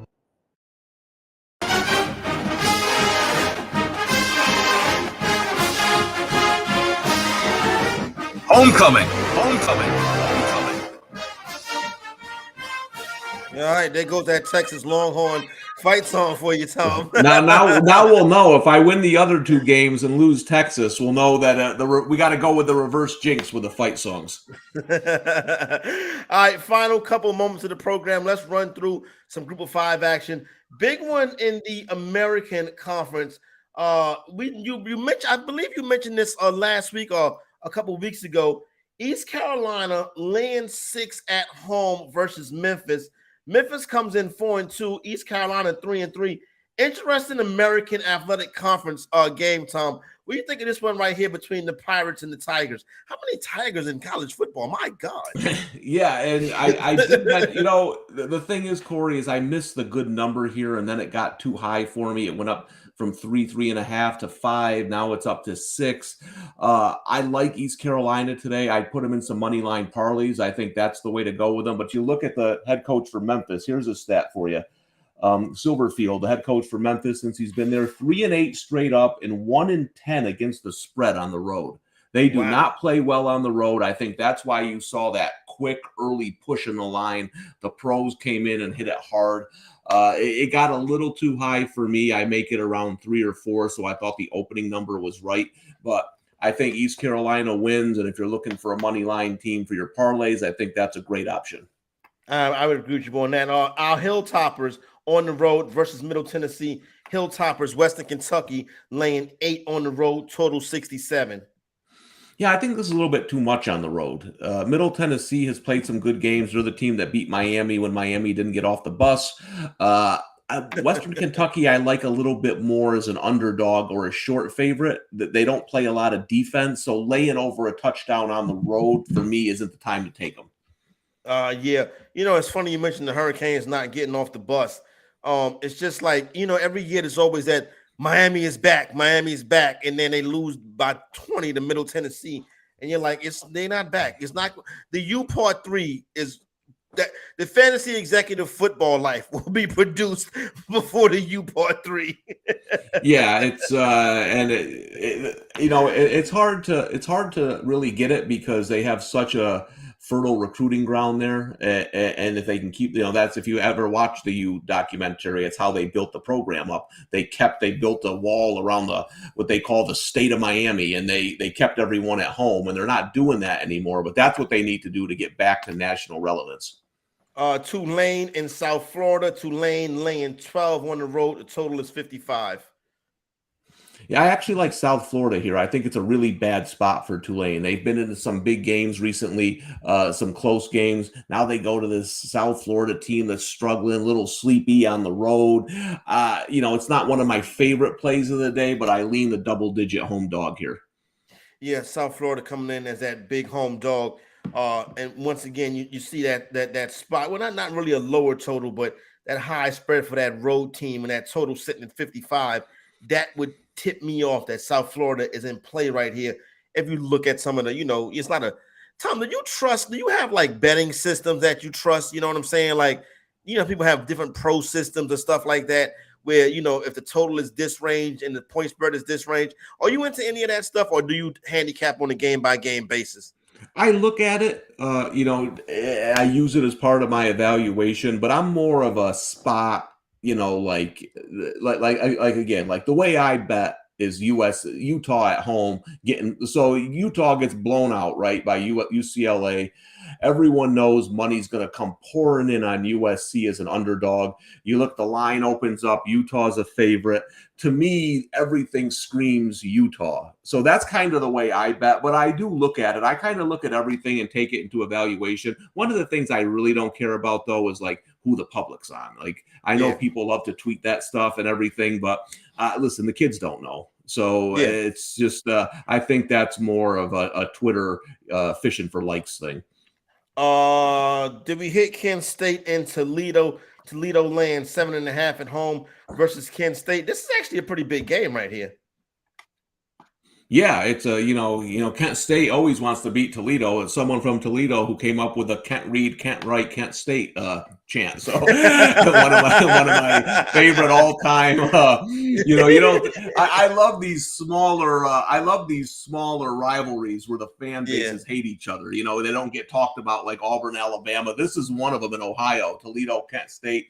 I like Kent State. My only concern is Toledo does a good job stopping the run, and that's what Kent State does. But I do think this is going to be a close game throughout. I would lean taking the points with the road team. Yeah, Kent State on the road coming into that spot. And what is a rivalry matchup out there? Another Ohio matchup. Miami, Ohio laying 7 on the road versus Bowling Green. Total is 45 in this one right here. Yeah, I'm not, the MAC, if you don't follow it, is kind of a wild conference. I'm not big on laying touchdowns on the road in the MAC. They have some crazy games out there. A lot of these teams are pretty similar. You throw them in a bag and shake them up there. I lean taking the 7 at home here. I think Miami's a little bit overvalued in this spot. San Jose State and Fresno, total 47. San Jose State laying 7.5 on the road on in this matchup right here. San Jose State. This is a 10:45 p.m. Eastern time start. So we're starting to get into that on tilt time part of the schedule, Tom. Yeah, so Fresno lost their head coach to Washington, lost their starting quarterback during the year. They're really struggling right now. San Jose State has been really playing really well on the West Coast. If you haven't paid any attention to them, and they're blowing teams out there. So it's not a great, again, the way I bet laying 7.5 and buying high on San Jose State isn't my type of wager, but boy, it's going to be tough to trust Fresno State with the way they're playing. Yeah, San Jose State, interesting team going down the stretch. James Madison just made the top 25. They're on the road down in Statesboro, Georgia, laying 12.5 versus Georgia Southern. The total 67.5. Tom, I feel like when a team cracks the top 25, fade them.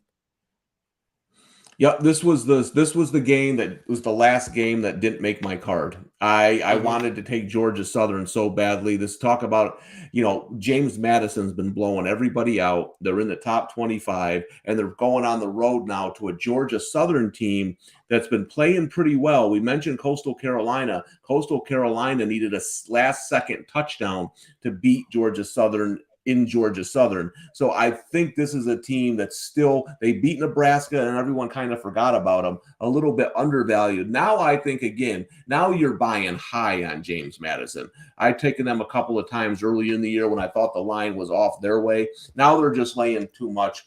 Yeah. I think Georgia Southern plus the points at home is the play here for sure. Yeah, I think I would agree with you on that. I would even sprinkle the money line, to be honest with you. Yeah, it's an interesting game. Yep, I would hit the money line on this one too. Don't go crazy on the money line, but I would hit the money line on this one as well. What do we have? I wanted to. Okay, we got James Madison on tilt. Hawaii, Hawaii and Nevada. You're gonna make me talk about Hawaii, Nevada. I mean, hey Tom, if it gets to this time of night, you can also bet on the UFC. You know what I'm saying? But Nevada and Hawaii combined, they have a 3-9 record. This is going to be one of the worst football games of the season. I'm begging you not to use it as a bailout. This isn't the old Hawaii, though. You can't bet overs. I don't know. Nevada and under. Yeah, there you go, right there. Yeah, if you get to this point of the night, just go ahead and stick to the UFC. Wait for Sunday. And get it back tomorrow morning. Don't forget, tomorrow morning game day right here on the Better Sports Network begins at 9 a.m. Eastern time, and then the Better Sports Network Better Zone, our watch party, me, Tom, and Adam Ronis at 1 p.m. Eastern time. Good luck, everybody, today. We will holler at you. Thanks for joining us on Homecoming. Train coming, full speed, and nothing stopping this.